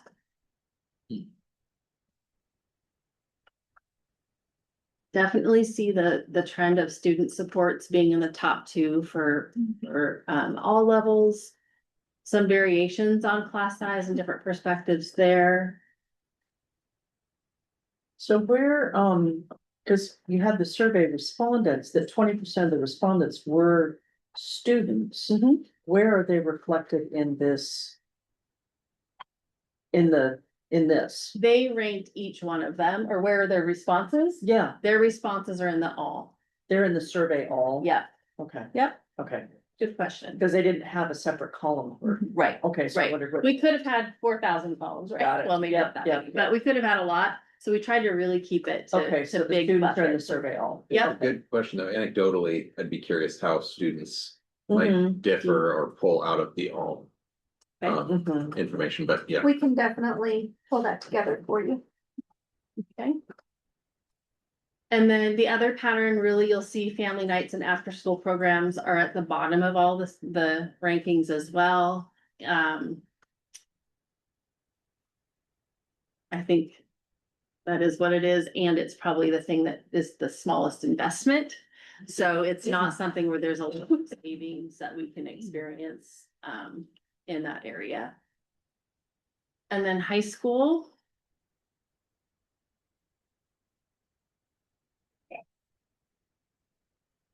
See some variation in where electives or CTE, again, some of these are so close, it's really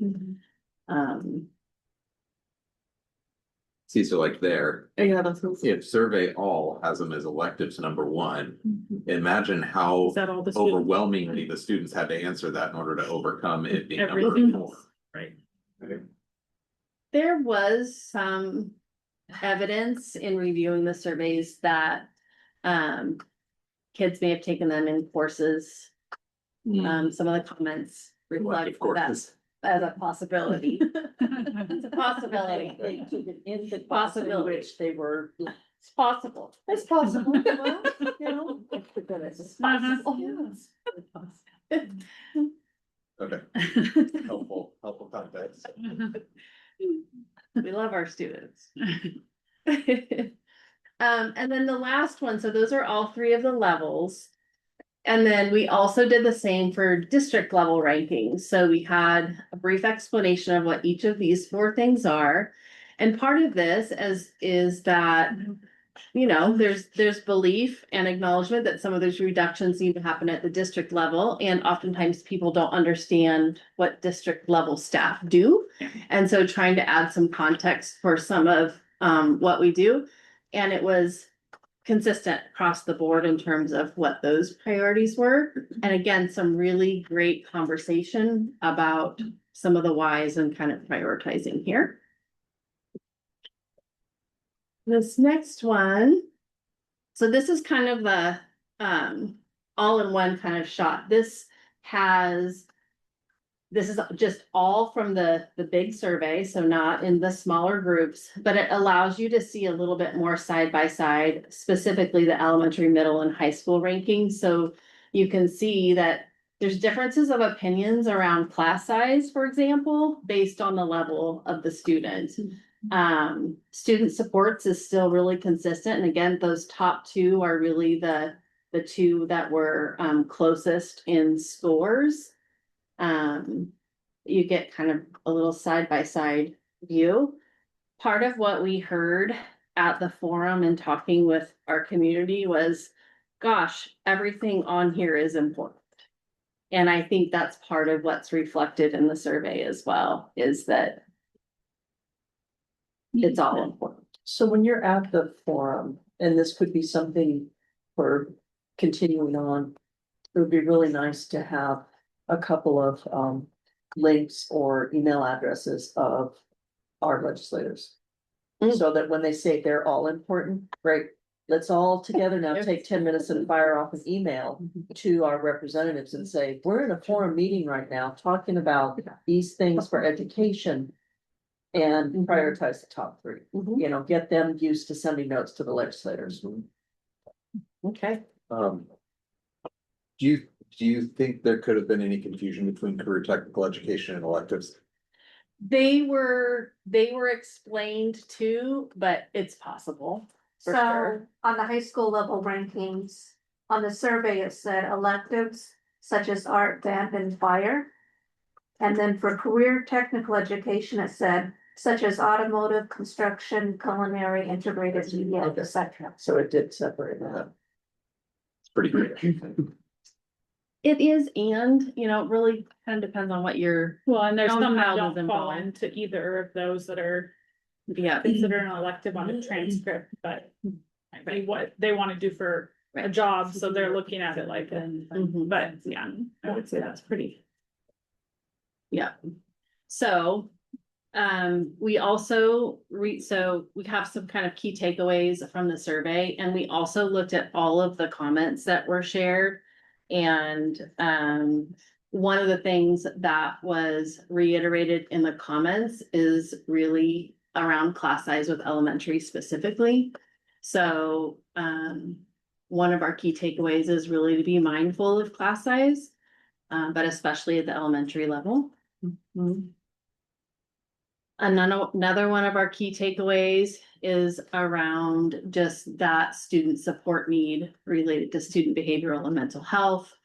That's part of having a safe and effective learning environment. So that's one of our takeaways.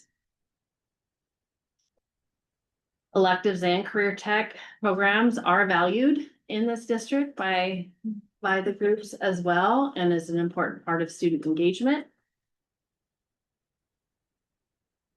And then really we took the way the survey just played out in terms of everything's important. Really, some of that speaks to just a well-rounded education, lots of opportunities for students, lots of ways for them to engage, ways for them to feel a sense of belonging, connection to their school.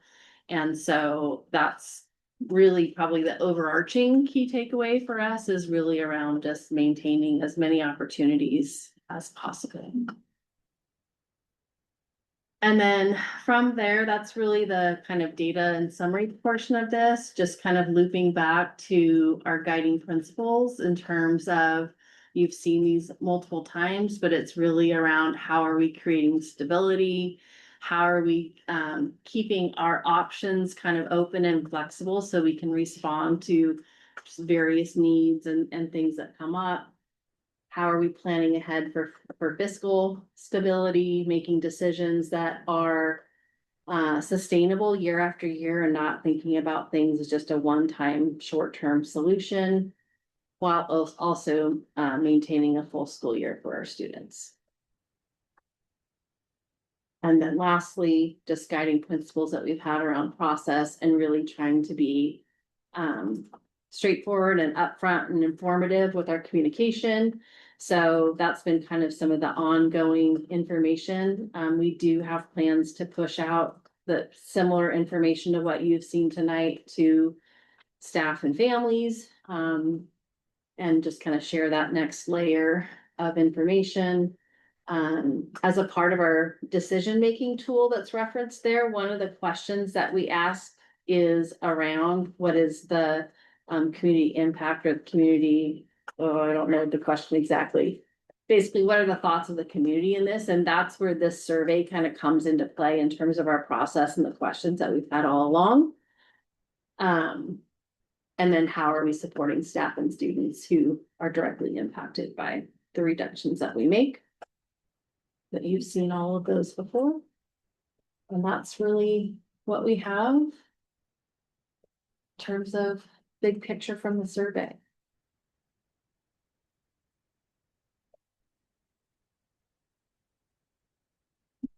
On the guiding principles page, I keep reading the sentence and I'm not quite sure what it means, but identify budget cuts that are sustainable year after year without the reliance on solution on that's for one fiscal year. Does, I mean, that could be read one of two ways. Either I look at it and I think, well, then there's something that's been cut that's never coming back. It's outdated, no longer viable, no longer able to be supported. Is that one of the?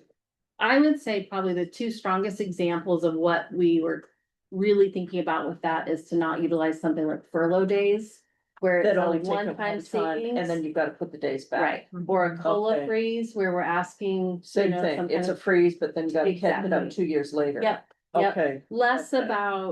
less about programs that may come and go, more about doing things that are, we save that money now and that's not something that we have to like renegotiate back. or put back Okay, because we okay. have cause to. I was trying to figure out, what's that? Yeah, yeah, Okay, those that things, makes sense. yeah, like furlough days and COLA tend to be a They're an immediate emergency. emergency response. Okay. Yeah. Okay. Yeah, good question though.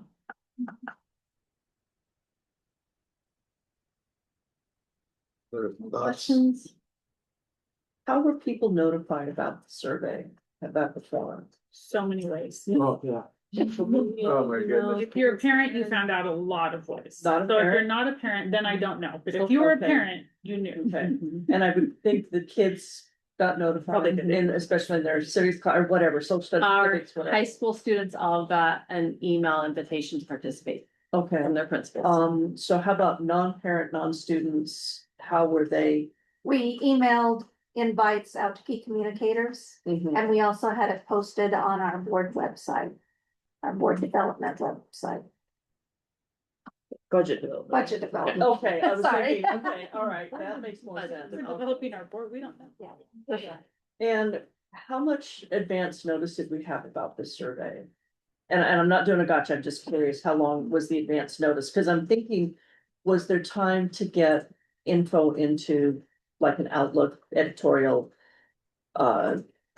Letter or whatever, hey, we're gonna have this deal, we'd love to have your input, or is that too broad? You don't wanna bring it out that big? You wanna at least kind of keep it focused with people that I have. think that our goal of this was to focus it on the people most impacted by the Mhm. budget reductions. Okay, Because we really wanted to hear from them, because they're Mhm. gonna live it's it gonna and breathe impact it. them, yeah, yeah. So, families are a top priority, students. And staff, and then community. So, Okay. and when you're trying to get people to do something that they're not getting paid to do. Mhm, mhm. It's challenging, and we had really great survey results. 8.3%, if you compare, the amount of staff members we have and the amount of students, 8.3% responded. And I looked at Eugene's, they had 7% respond. Mm, And Portland Public Schools, when they released their community engagement process, they said they had 300 people respond. ooh, that's not very. So, that's not very good. It's one of the bigger survey responses that we've ever had, if not the biggest, and people were limited, like each. If you have each computer could submit one response, wasn't that I could. Answer it do 3 that. times, yeah, okay, and The window was open for a week or two. 2 weeks, okay. the budget I presentation remember video. feeling like there was good information about it and it was a good amount of time that if I forgot, I could go back and. But it I was wasn't like you got reminded 3 again. days to do it, and you missed. No, it felt like a decent chunk of time. Okay, Yeah, and like I forgot and then was reminded like, oh yeah, I can still do that and it was still open, okay. And then especially on the community, folks, and maybe even some of the parents as well. Is there a follow-up back with any of them that participated in some of this in person? Only because it's, they're not a parent, they're not a student, they're not a staff member. They're in the community and are able to stop some of the rumors, have information, or say, hey, you know what? I know who you can call to get more information about it. And that's where I'm kind of thinking, if someone was that interested in doing a survey, how do we kind of keep them engaged to present correct information? So all of the budget updates that we've been sending out over the last 3 months Mhm, have gone to our key communicators list. mhm, And they are all posted on our budget development webpage. And that's where we're really pushing people to as their source of truth as far as what's happening. mhm. We're making sure that webpage always had the forum information, so you could register for the forum. It has every single communication that we've sent out. It has the budget committee timeline and when their meetings are and Mhm. times. Mhm. It has a frequently asked questions list. It has an email address where you can send your own questions in. And so, that's a way that school districts are using to communicate with the community cost effectively. You know, rather than, Mhm. Well, like, and most likely they found the survey there, so they would know to go back there to find the update, hopefully. and I was really excited, the budget presentation video that we did with the CFO. It was short, it was only 6 minutes, because we know not everyone's gonna watch the full budget forum that was virtual. It had 331 views. So I'm really thankful to those 331 people who sat at home and watched. I wonder if it, Mhm. if it logs you every time you start it, because I think I started it 3 times and never got to the end. I tried really hard, So it's three. I got distracted. Yeah, take, take me through it. Oh, I thought it was 331. No, Oh. because I did watch chunks, but I don't know that I ever made it. Something always pulled me away. So where on the website is it? If I'm a community member, I've heard rumor that there's gonna be massive cuts at the school and I wanna find out what's going on. How do I find that? So it is in the board business section. You go to the Budget. departments. Budget section. No, The you go to business office business section, services yeah. department. Okay. Isn't there a link from the homepage? No, Not at this moment. I think there was, so. There wasn't. Yeah, I do think there was. Yeah, a so forum. business services. Okay. And then 26, 27 budget development. Okay.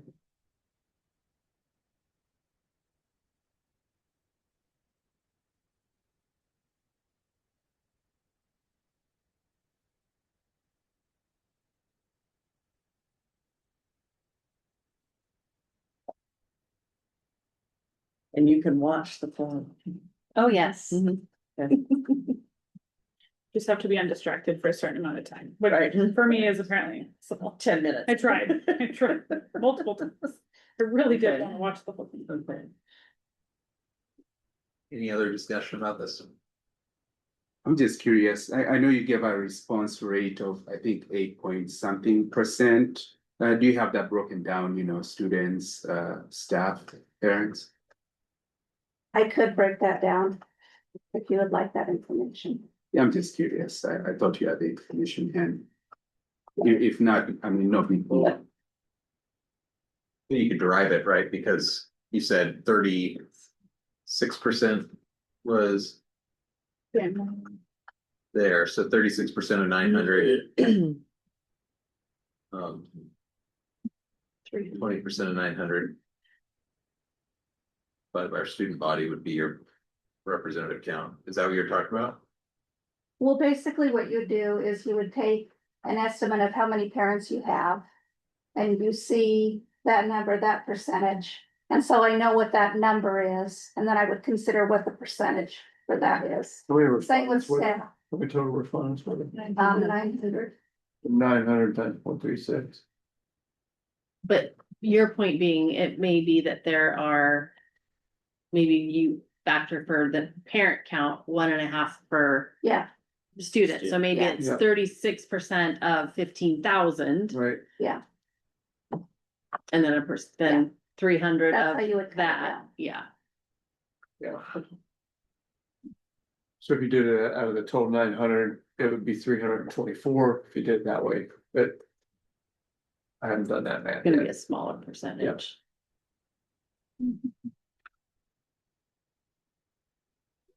Any other discussion? Good. Okay. And next up is a strategic plan, which was um. The next two items were added to the agenda fairly late. Maybe I'm gonna reverse something, so that whatever you need to get up. So let's talk real quickly about the Gresham-Barlow Academy update. The board received a letter. Oh, that was printed out. This is not the letter. Oh, okay. No, this is for later. That's for the other. Oh, got it. Oh, Oh, okay. You said get ready. So, Come on. Arasto might not have received that letter. I can pull it up. It was emailed to the whole board. Yep. And it's my job to respond to them. And typically I do that. When did they pay the? Was it it last week, maybe? It was. The third, is that the right one? Yes, March Third 3rd. Saturday. Oh, request, there we go, okay, I did. Okay. And so I maybe. Usually I am very comfortable just responding to the board because I can say, you know. It's process oriented. What this is within a contract, the district.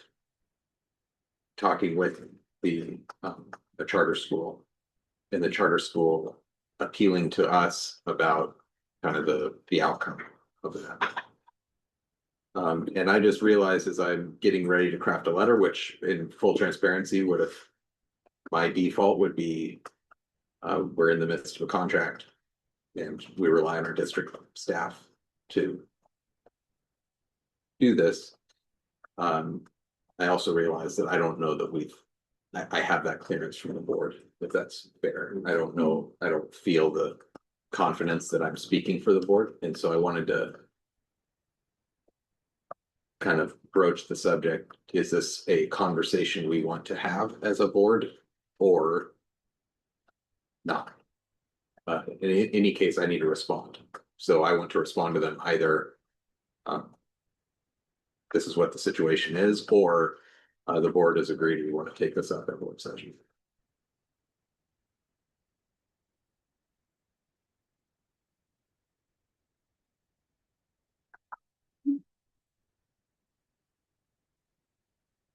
I I think mean, I what you're can kind of say, saying makes sense. I mean, given that we cannot override, the staff that kind of know kind of the bolts and nuts about, the budgeting process and whatnot, Any response that would deviate from what they're doing, I think would undermine them, and it also may not kind of be a prudent approach to this matter.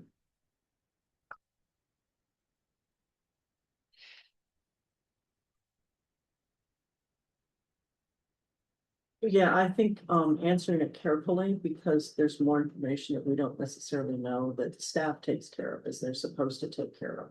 And I'm not sure how you would put that into, but there's a whole lot of missing information from their end that I would be careful answering a letter without assistance from.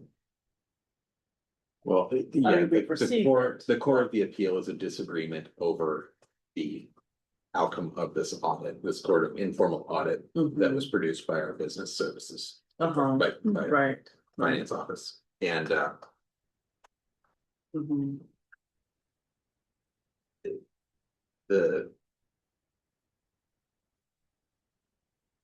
This is a group that came to the board, Mhm. brought this forward. We asked for the follow-up through the superintendent to Right, work on the Right, audit. right, right, They did, they delivered, okay. Tracy delivered the results. And now they're coming to us because they disagree with the outcome of that result. So, Okay. I was reading I was reading the older note. I didn't realize we had a chain of emails on here, so if you give me a half second. We did the call. We did, but I I, remember seeing it. Was that in? We haven't shared the audit with you specifically. no. You have received, I think, 2 different letters from Arthur Academy and they did come to a business meeting. Yep. Mhm. And I mean, to Blake's point, like, part of my perspective on this is we are in an existing contract. That existing contract meets the statutory requirements, so we're not doing anything out of line in terms of what we're supposed to do or different than what we had agreed upon when everyone signed the contract. This would be a request essentially to amend a contract. And so in that conversation, of course, there's advocacy. It's there. So, yeah, so this, just to reiterate, the board did approve Right. initially the contract. Yep. With Gresham-Barlow Academy. Yep. So that did come before the board and was approved by the Yep. board. I don't know the date of that, but. I was thinking this was the audit, but it was I was thinking. I'm comfortable with you speaking on behalf of the Yeah, board, yeah. in conjunction with Tracy if needed. When would their contract renewal be again? We're about mid-cycle. I feel like we're 2 years in and it's a 5-year. So that's why they were. Yeah. I got you. Yeah. yeah, to me, that would be the board action, would be if the board wanted to take it up. Any change to it would ultimately be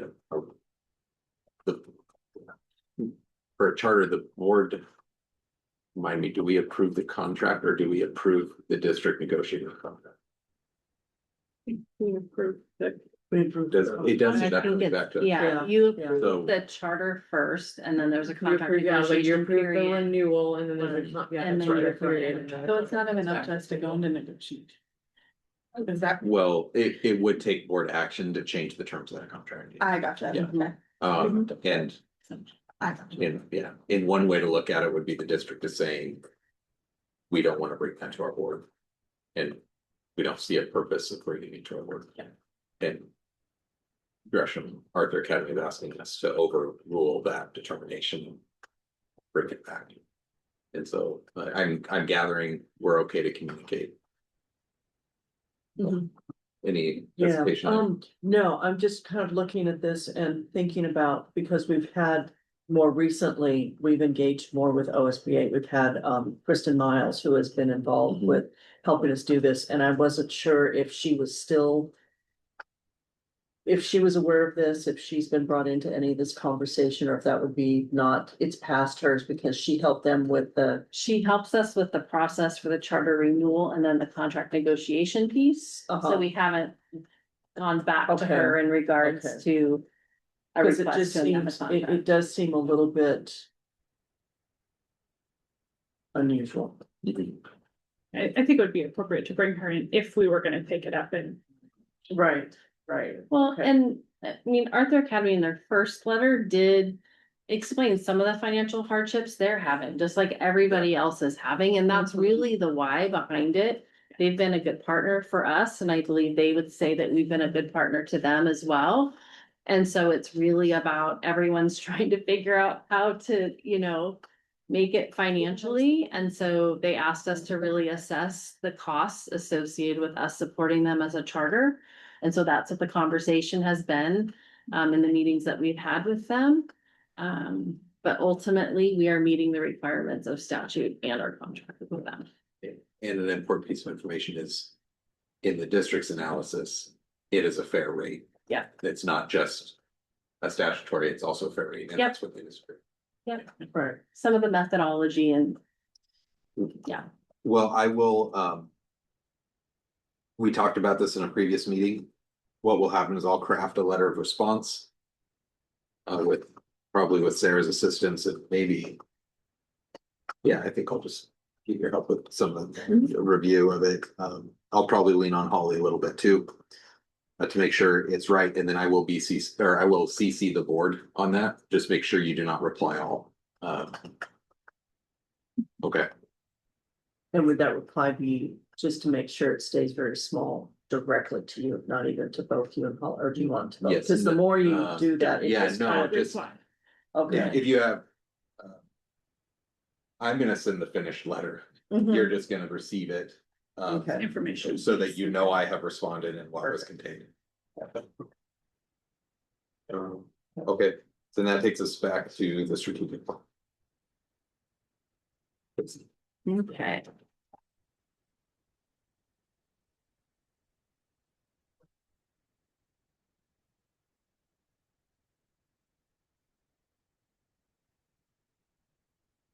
All right, so these are the slides that I have shared with you during the retreat, just to kind of like refresh everybody's memory.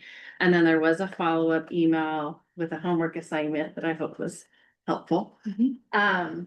So just kind of really quick, we talked through a strategic plan, what it is, and why it's important. So all of that is still here. Really, the focus of tonight's conversation is to hear some feedback from you about the homework that you did, but also to share with you, I drafted a request for qualifications after our last conversations, which is what you have in front of you for your review. And I have kind of a proposed kind of next steps and timeline. But I thought where we could start is you've had a chance to review some examples. Is there anything that stood out, positive, negative, or things that you want to make sure we kind of highlight as a part of what we do?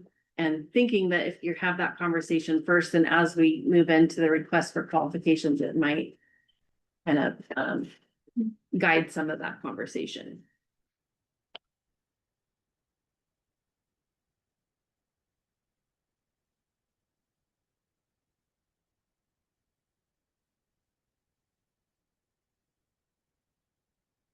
I did look at all of these different examples.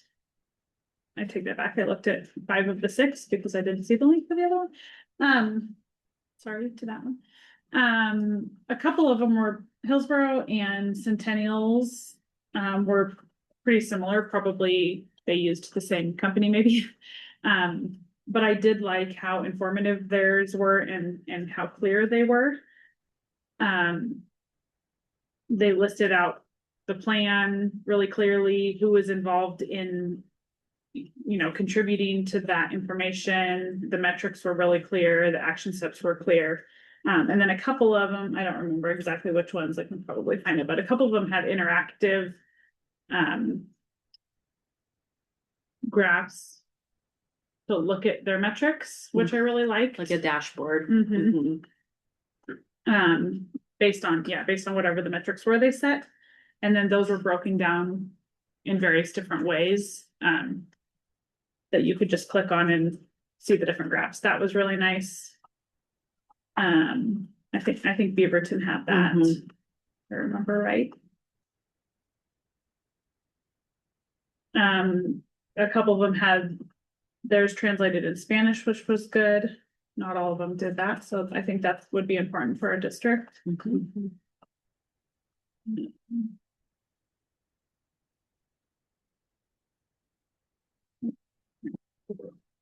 Takeaways, I think.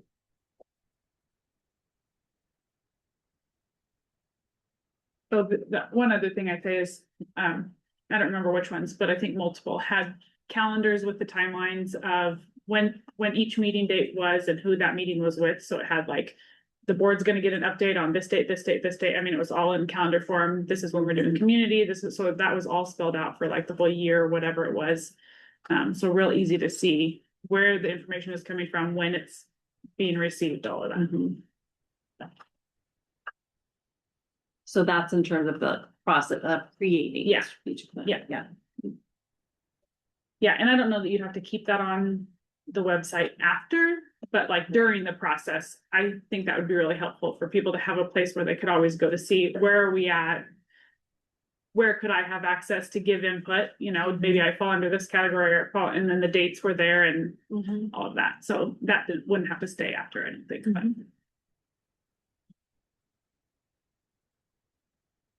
How does this update us when something's added to the agenda? Where does it do the update? Because it's not an email. How did I know that this was here added on March 9th? strategic plan or the what? The strategic plan. It says it was added on March 9th. I'm looking back through my email. It doesn't prompt when there's a change, Okay, like, so- the old one did. Look again. Yeah. And then look again. Yeah. Okay. We had talked at retreat about revisiting it at this work session. And it got missed on Friday, so.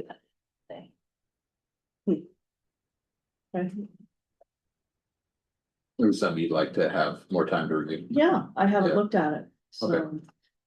And we can do that, and I think that's probably fair with, I don't know that we're gonna get to a resolution necessarily, but I think it's a hot burner topic, and Tracy, I wonder if you go to the options that you talked about, because this is the core of it. And it's the options and then kind of what, based on last conversation, I have kind of some proposed next steps, which is why you have the request for qualifications also. But yeah, so we had talked about just kind of the different levels of strategic planning, that we could kind of consider. Option one being the most comprehensive, really hiring a consultant to really facilitate a deep process with staff, families in our community. Typically, those plans are a 5-ish year kind of commitment and kind of game plan. The middle of the road, option two, was really about utilizing a lot of the things that we have in place, but possibly hiring some consultants or somebody to help kind of zhuzh it up, update it, maybe help with some alignment kind of pieces. We have an estimated cost there. And then option three is really to continue utilizing our integrated grant process, which we have done now 3 different times, and that process is required. If we did engage in option one, that would count for our engagement process for the integrated grant process. And there are some other layers of accountability through the accountability bill that's coming out in the now that tightens up some of the language around targets and measures. But really it was like, which direction do we want to go? And the follow-up homework was really about like, what do we already have in comparison to what this can really look like other places? So we had left it there for people to do some research. And then just after that conversation and some reflection, some of what I felt was like, it doesn't hurt to push something out and start to gather some requests from people that do this work to see what they see in what we have available.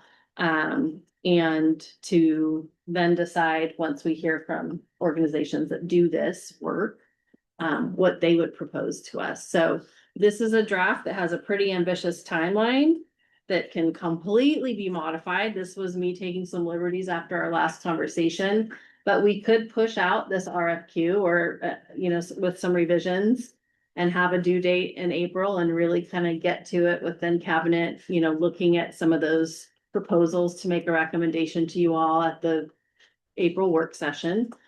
And then kind of figure it out next steps from there, or make a final decision on which option we might want to consider.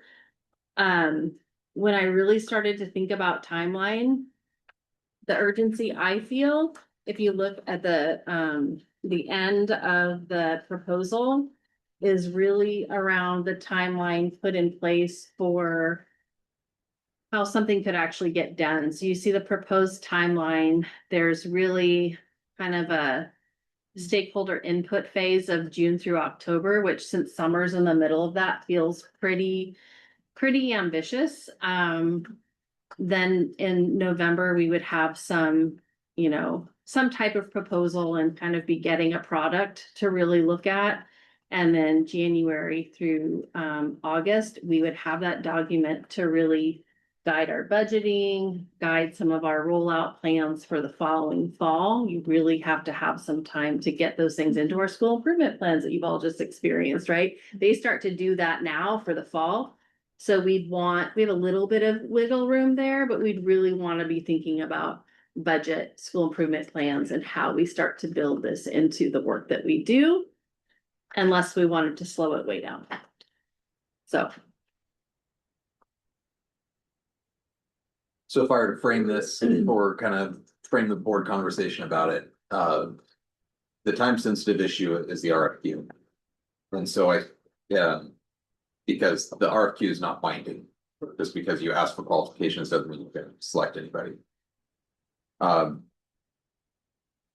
I think the board, maybe this is an opportunity to review this RFQ and see, are there flags of any kind in there that make you feel like maybe our intent isn't being fulfilled through this RFQ?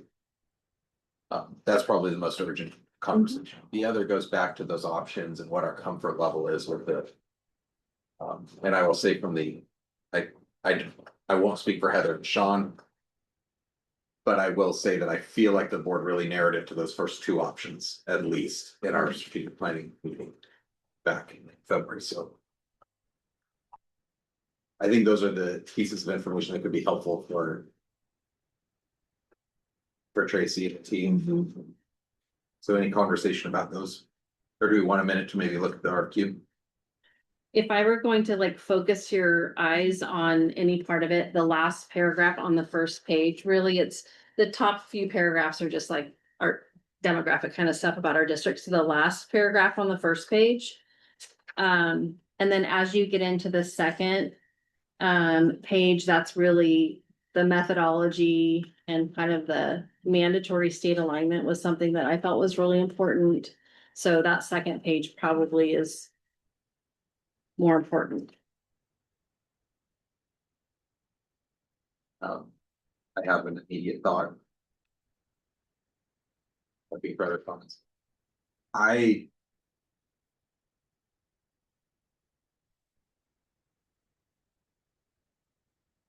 don't know that we want the process to be confined by the portrait of a graduate work.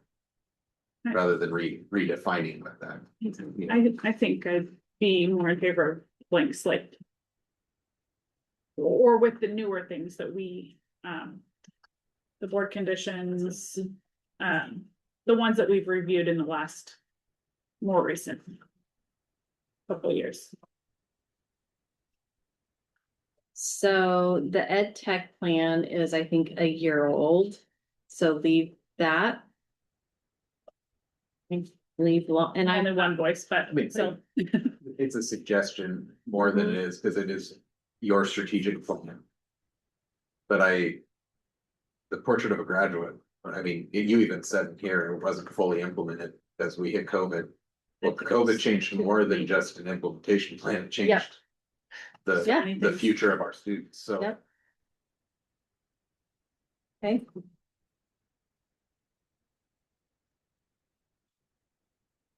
I mean, I'm very partial to the board conditions, but I feel like we've done work to that. So if there were, I would choose board conditions over portrait of a graduate, but that's my position.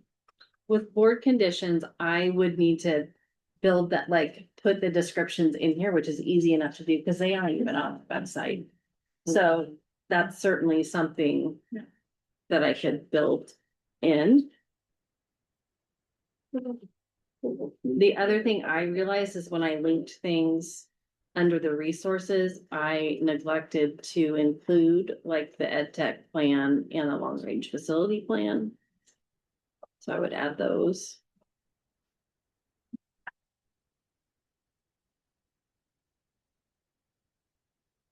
So maybe this is a dumb question. I was trying to find the educational technology plan where, so I was looking on the website, I can't find it there. Where would I have seen that? Or what is it? Exactly. it's a requirement for us. It's probably,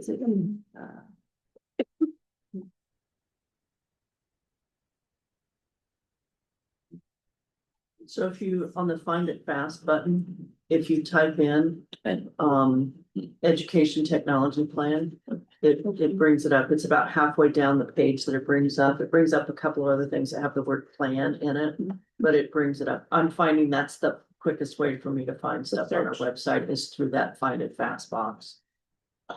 Oh. This is it. You got it? Yeah, 2020, I needed 2028. Mhm. Okay. Yeah.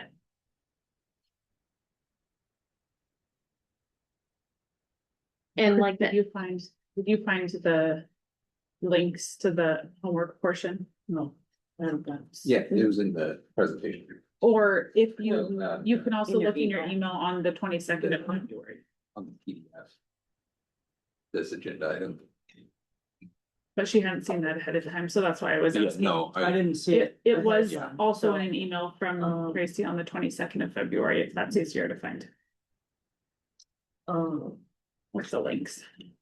I did review them, but I did not take as clear of notes and that I should have taken, but I Yeah, did look no, at all I guess the, the I didn't. topic was not. I did the not topic do for my the homework podcast. correct. I think, and I think that's fine. It really was like, even if I you was look trying to at wrap it, my- it's as much Yeah, about the if it's concept of what it something- is, Okay. right? This was not. Because if we do move forward with a vendor, they're gonna have samples, they're Yeah, gonna have, looks like. you know, things to show you. It was kind of an idea of That how- what a strategic Well, plan for me, is and how would it even. Well, and like even the look, I tend to like to look at things. Yeah. And not always focus on content, but like. Yeah. So sometimes I can go that route instead of the, Right, so I skimmed the content and I probably should have looked at the content more. I looked at visual Mhm. of like how Yeah. it was like presented. Which is also important, Yeah, because you I'm lose just- people if it's not Yeah. visual. this is an investment, Yeah. right? Yeah. It's an investment in kind of a clear planning process in a way to vet budget decisions and to, you know, support decision making. And it is also a communication tool about what are we about. And so my goal in having you look at it was like, Okay. it might be about the visual and it All might of the be about above. the content. All It's of the all of the above because you all are gonna need to decide how much you're willing to invest in a process to get whatever result we get. Okay. Yeah. I did a little bit of both, and Holly, I think you I mean, echo. it's there. I just. But you now have it. Okay. I would echo kind of the feedback that you provided regarding, you know, kind of the content and the visuals pertaining to I looked at the top 4 and, you know, the top 2 Centennial and I think Hillsborough. Yeah. Those were really nice. Beaverton, they had the stuff kind of hidden in different areas, so it was not readily apparent. You know, just as an example, you know, the information talking about equity, you had to dive into like, you know, teaching and learning. So it was kind of hidden out there as opposed to, you know, having a one-stop shop where you can actually get all the information. Now, I was pleased with Hillsborough School District because they had a whole bunch of data, you know, pertaining to the district report cards. There was just a whole bunch of graph, a whole bunch of information that if I could, I would want us to emulate that, just have that information out there. Yeah, one thing that our website didn't have that I liked about Hillsborough's is it's all in one, however many This pages, doc, it is yeah, long. it is, yeah. But if you want the information, it's a one-stop shop, everything's there. Mhm. It was a lot to read. I did not read every word on that page, to be honest. That's the same. I did dive a little in, but I did not read every word. It was a lot. And then as I looked at the other ones that were similar, I really didn't read every word on the page, but it's nice to have the information there. And it's a good place to point people if somebody asks. It's all there, instead of go to the search bar and type some word that we may or may not know, you know, so. That was good. So, if it only included the interactive graphs. Because that's the one thing I really liked about Beaverton was the interactive graphs that you could click the Yeah. subgroups and you could change, and that was nice. Just even visually, I was like, Yeah. it draws even. Yeah. For sure. So, not put the cart totally before the horse. I will, well, yeah, absolutely put the cart before the horse. I really Not to do love, that, but I will say that the one that stood out right away was Beaverton, the way that they led in with what we envision our students saying is maybe the coolest approach to a strategic plan that it just caught my eye really quickly, but all of these were produced out of option one. I would just point out, none of them were out of that option two. Tracy leading the charge, and we're just adding somebody to spruce it up and present it. All of these were a consultant coming in, right? I'm not Yes. trying to. I believe so. Yeah. I know for sure, At least the first I few. know for sure Centennial and Hillsborough, and they did have the same person. Yeah. Or same group, which. We would want ours to look more Barlow. Theirs was more, theirs looks the same. It would be nice for ours to look more, not Barlow, Gresham-Barlow. Thank you. That's what I mean. To clarify that. Sorry. I mean, yes, Barlow grad. Yes. And then that's why you point out like. That's fair, that's fair. In our name. We want it more custom, we want it customized. Yeah. for This was district. my intent, yes. Okay. I can take it. But- I can- So- That's fair. Do we have, oh, go ahead. I was just gonna say visually, I would like Beaverton. I liked Beaverton's, but then Hillsborough. I think Hillsborough was the one that had the whole. The one PDF, like that you could just scroll through. Yeah. And so that night, like, I don't know how you do a combo of the two, but I liked visually, I really liked. I think Beaverton might have been more visually pleasing because it's not Yes. so many colors and Yeah. so it made it feel extra. Beaverton was more simple, but also didn't have as much info. I think- So the Hillsborough info was good, but the visual aspect of the Beaverton. One of the things that we will have to be mindful of is accessibility. Beaverton's with its like click on the button and the drop down, that's all a very accessible model, meets our accessibility criteria. Athena would be proud of me. Anything that's a PDF can be challenging for us, and we're gonna have to figure that out regardless, Yeah. but just some of the visual stuff is about accessibility too. Do you have Um, accessibility included in the RFQ? Or is that? Good is that question. more I established don't know, scope of work? but we certainly should. The thing that I think is included in them, because like the others, I didn't read every word of them. The thing that I would really like to.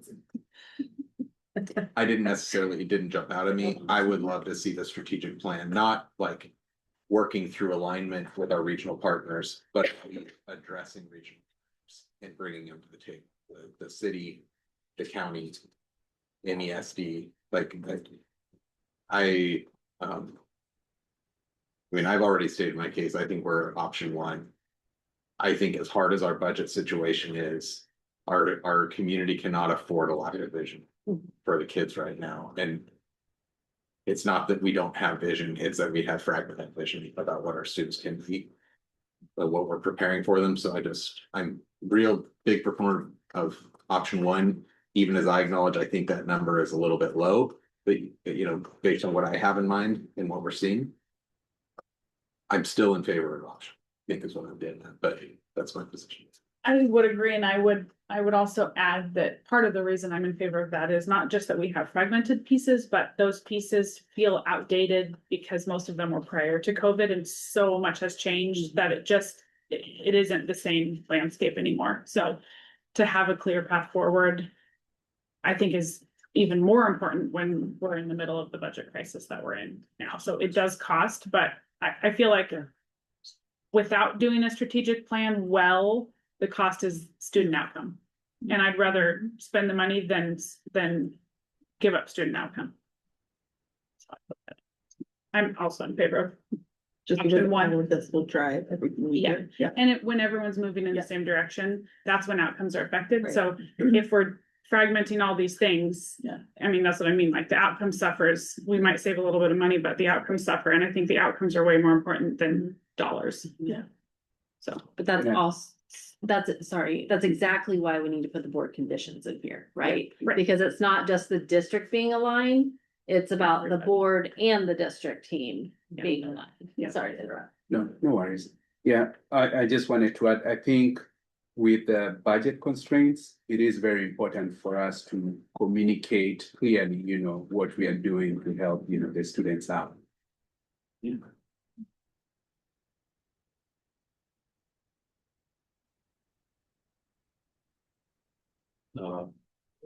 What else do you feel like you need, Tracy? If this request, here's what I'm guessing, is we'll push this out and people have whatever process they do, and they're gonna communicate to us the pieces of what they do that fit what we're asking for, and probably things that aren't included in here, likely things that aren't included in here. And so what I really tried to include are the things that I think will help us with decision making. So I am, happy to add in the board conditions. I think absolutely making sure I have accessibility in there, and then the regional partners piece. Do you mean, Blake, in terms of making sure they're a part of the process, or that they're a part of the outcome, or both? They are a little bit of both. I mean, they're not defining the process, but they are informing it, and they are included in how our students fit within their regional. Yeah, okay. And then I guess I kind of feel like get it out there and start to see who's interested in how they will work with us. I wonder about broadening the equity and cultural responsibilities to reflect some of the other groups that are within our community. Is that Yes, okay, some of the demographics are on the front as well. Oh, that's right. But, Not second. and I used a template from, That's fair enough. And Good job, Tracy. Way to be efficient. Knowing you, I know that the RFQ you're gonna have to sit. I get the sense that the board's comfortable with you pushing forward with an RFQ. We'll look forward to seeing it at maybe the April work session or shortly Yeah. thereafter. And I would just say that that gives us, and looking at the timing, June is stakeholder input phase. But I would say that we'll probably be scheduling some one-on-ones or small group on-ones. April's difficult, I know, but maybe through May gives us a long runway to look at these and really look at what we like and bring those to Tracy in those one-on-one and two-on-ones. I think that would be maybe a good way to Like really deep dive into them. talk about what your expectations are, and then ultimately we're gonna trust Tracy to synthesize that. Because we've all got 1/7 what's there, but okay, I know I wrote down at the strategic planning meeting, you had some top ones that, are they listed in order here? what's, Of the websites of those other school district samples? I wrote them down on a paper, I just didn't write them on this. I'll just say Centennial and Hillsborough's really resonated with me. So they probably were at the top of the list. Yeah. And Oh. I was really intrigued when I, after doing some research, found that they had the same organization support their plan. Okay. And part of it is, so as the state moved through all these new grants and then tried to align all these grants and created all these processes, we need someone that understands some of those requirements so that, and that's what I could see in their plans, is it was the meeting the requirements of these different state things that we have to do so that we're kind of getting multiple things done with one plan. And I could see evidence of that in theirs, and I liked just the clarity of it and the metrics and the just, being simple with it. the thing that I know I'm going to option one, the thing that I heard at the school improvement plan meetings was all of these incredible building level leaders talking about crisis response. At ours, Brent and I were together. It was crisis response. I love the instructional leadership. I'm often in crisis response, and I feel like that seems to be true of so many administrative level within education. This is our opportunity to get them to instructional leadership in a coherent way. So I'm a big fan of this. I believe in it big time, so.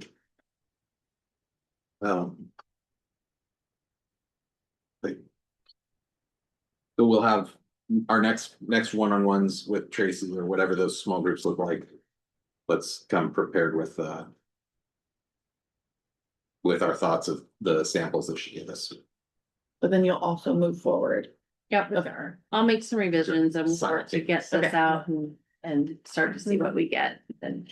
Because really those things will kind of be our ask of whoever we would choose to do it. And so, okay, we can work on that while she. Gotcha.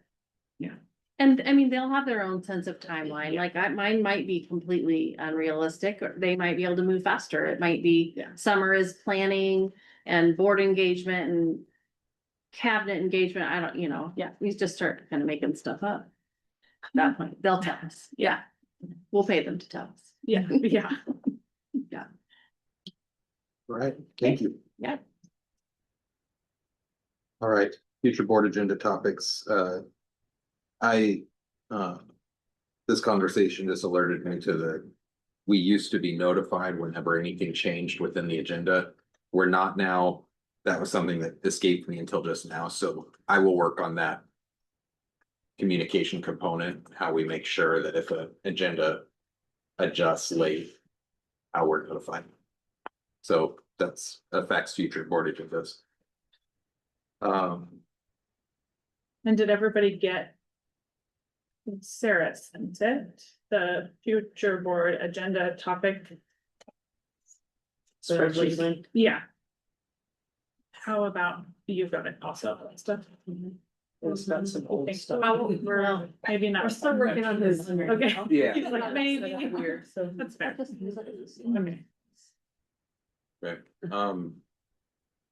I'm realizing how late it is. Do we want to have a conversation about any of those future board agenda topics real quickly? Or you got something? Otherwise, we'll just. There was one that I noticed that really, I don't know, I mean, we're here. It was just a reminder, there's a lot of stuff on our website that the fastest way to find things is through that little box, fast find. The other one is there's a translate button on the website. And when you hit that button, you've got half a dozen or so languages to go to, and it translates everything in about as long as it takes to go, boom, it's done. I think that was a question by one of the board members about having translated material. It's all right there. And so it's kind of just how does our website work? What all great information is on it? There's so much there. Yeah. How do we find it?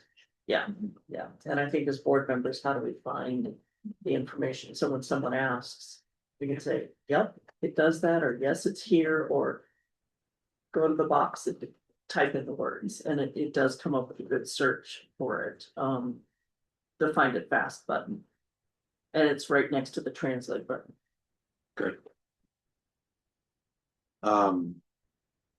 We are adding, we're looking at not sure yet how we're gonna handle the training side of it, but we are gonna introduce some training on that 23rd work session related to a couple of policies that we had in question from last meeting.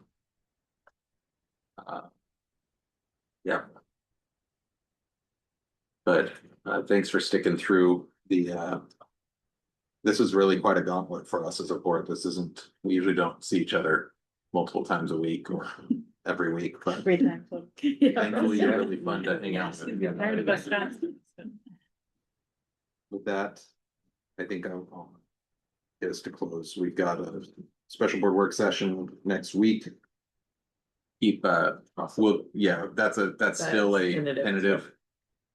At 5:30, what we're looking at doing is running that 5:30 to 6:30. We'll still have a light dinner here. And then jump into budget 101 for those who want to be present. So that will be at Cal.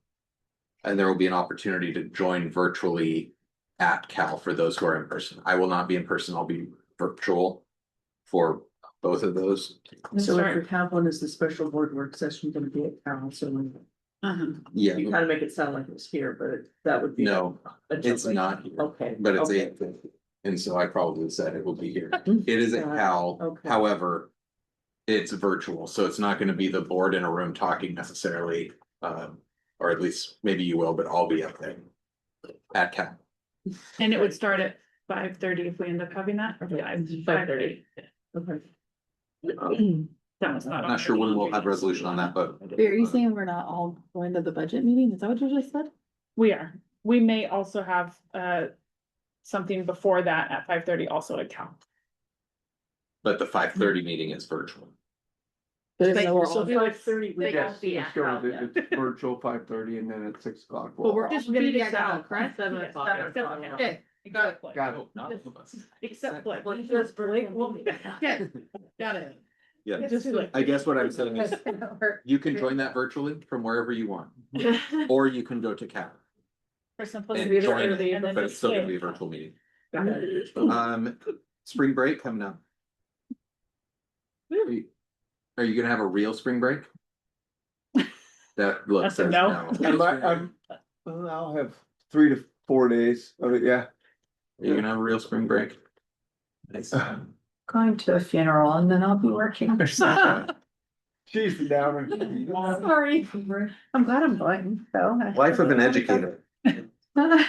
We're having a break. We're not gonna meet. Good. And then April 2nd. You're gonna have a break from us. I'm just telling you. You're April welcome. 2nd. We're back here for the regular board business meeting at council chambers. All right, with that, being no other business for the board, we're adjourned.